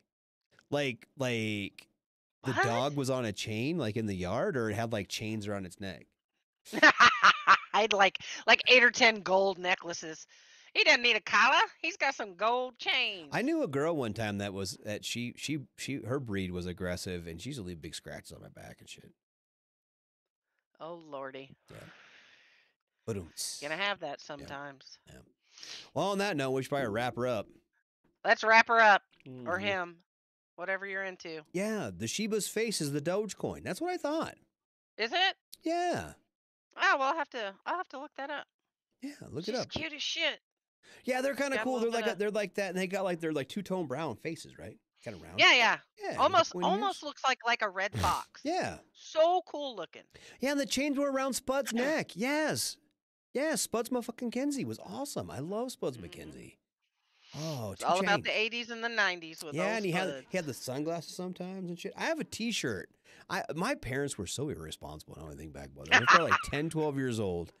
And my uncle got me a Marlboro jacket because you used to get like the points or whatever. Freebies for the points for the cigarette. I had like a Marlboro fucking sleeping bag and like a coat and shit. And I used to have a Spuds McKenzie shirt, and he had like a fucking pair of sunglasses on. They used to wear to school. I'll have to get my girl to make a Spuds McKenzie shirt. That was the 80s when no one gave a shit if you had beer on your shirt as a 7th grader. Yeah, now you can't. Yeah, you're not allowed. Yeah. Is the white dog a Pyrenees? They can be. The Great Pyrenees. The big one, yeah. The great. He's a Great Pyrenees. Yeah. Ruger is a Great Pyrenees. Yep. Oh, which dog is Ruger? Where's Ruger at?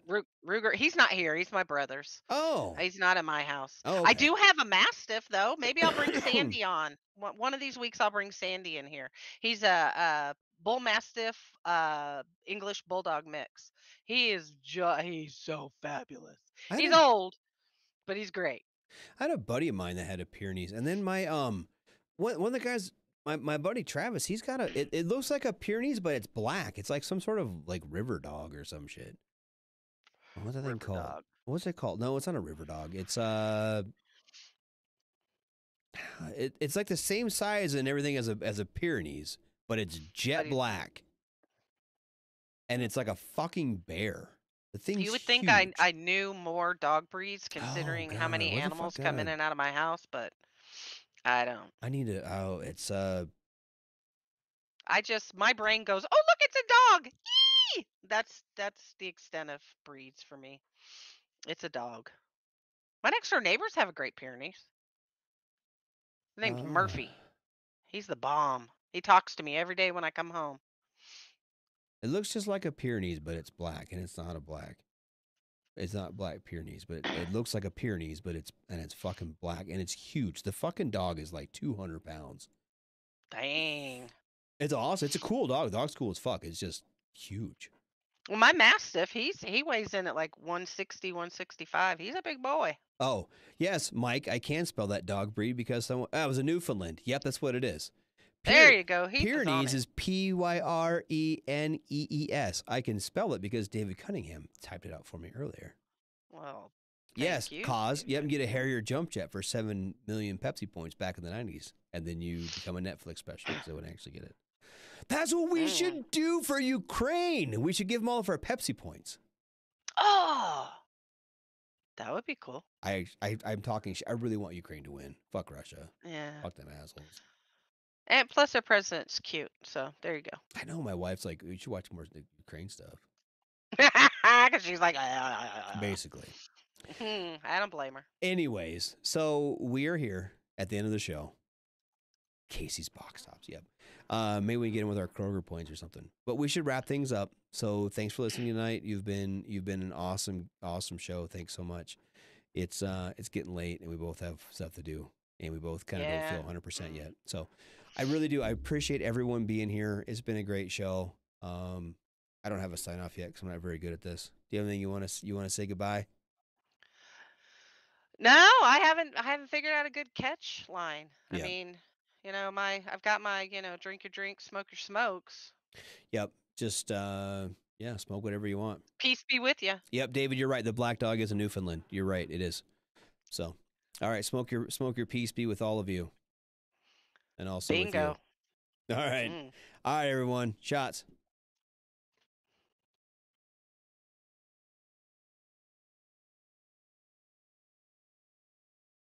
Broadcasting. Everything stated on WTF Nation Radio is to be considered the opinion of the person that stated it, and not an official representation of WTF Nation Radio or U.S. Army WTF Moments. Price does not include tax, title, or license. Some assembly required. Each item sold separately. Batteries not included. Objects in mirror are closer than they appear. If conditions persist, contact a physician. Individual results may vary. Keep out of the reach of children. Avoid prolonged exposure to direct sunlight. Keep in a cool, dark place. And please enjoy the show. Shots. Broadcasting live from the basement of a Pentagon. This is WTF Nation Radio. Wear a condom? We're in Fayetteville. No one gets STDs here. The voice of U.S. Army, WTF Moments. This is WTF Nation Radio.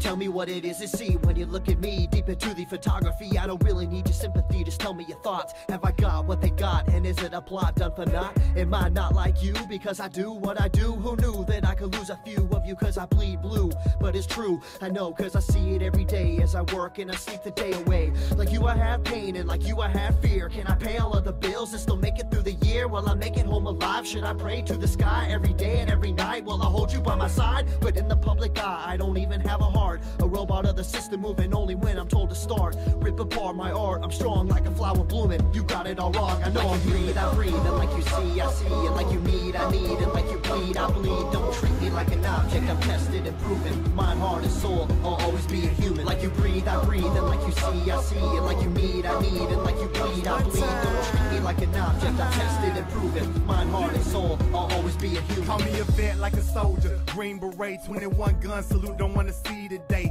In the constant war zone, in the home of the brave, where they hate the police until they saving the day. I got kids like you, a mortgage like you, so blue lives matter, and so does yours too. All this separation and divide, open your eyes. If you cut us all open, we the same inside. The only difference is I run to the gunfight. Your peace when it's chaos, when the people don't act right. But I'm under scrutiny for trying to protect me. You pull a pistol and I'm shooting for trying to contest me. I got a quick second to make a deadly decision. The media betrayed me like a kid for a living, like I'm cold with no heart, a brain with no thoughts, a body with no feeling, a life with no cause. Like you breathe, I breathe, and like you see, I see. And like you need, I need. And like you bleed, I bleed. Don't treat me like an object, I'm tested and proven. Mind, heart, and soul, I'll always be a human. Like you breathe, I breathe. And like you see, I see. And like you need, I need. And like you bleed, I bleed. Don't treat me like an object, I'm tested and proven. Mind, heart, and soul, I'll always be a human. I'm damned if I do, and damned if I don't. It's like every single time I say what's on my mind, they go for my throat, they spew evil words. If you are absurd, always grinding, grinning, and killing my soul with these verbs. Hold me down, like I can't gasp for air. I'm closed inside of a box, like I'm inside Fort Knox. Every time that I'm there, I don't know why they think that I'm different from you. All that's true is I'm a like you breathe, I breathe. And like you you see, I see it. Like you need, I need it. Like you bleed, I bleed. Don't treat me like an object, I'm tested and proven. Mind, heart, and soul, I'll always be a human. Like you breathe, I breathe. And like you see, I see it. Like you need, I need it. Like you bleed, I bleed. Don't treat me like an object, I'm tested and proven. Mind, heart, and soul, I'll always be a human. Like you breathe, I breathe. And like you see, I see it. Like you need, I need it. Like you bleed, I bleed. Don't treat me like an object, I'm tested and proven. Mind, heart, and soul, I'll always be a human. Like you breathe, I breathe. And like you see, I see it. Like you need, I need it. Like you bleed, I bleed. Don't treat me like an object, I'm tested and proven. Mind, heart, and soul, I'll always be a human.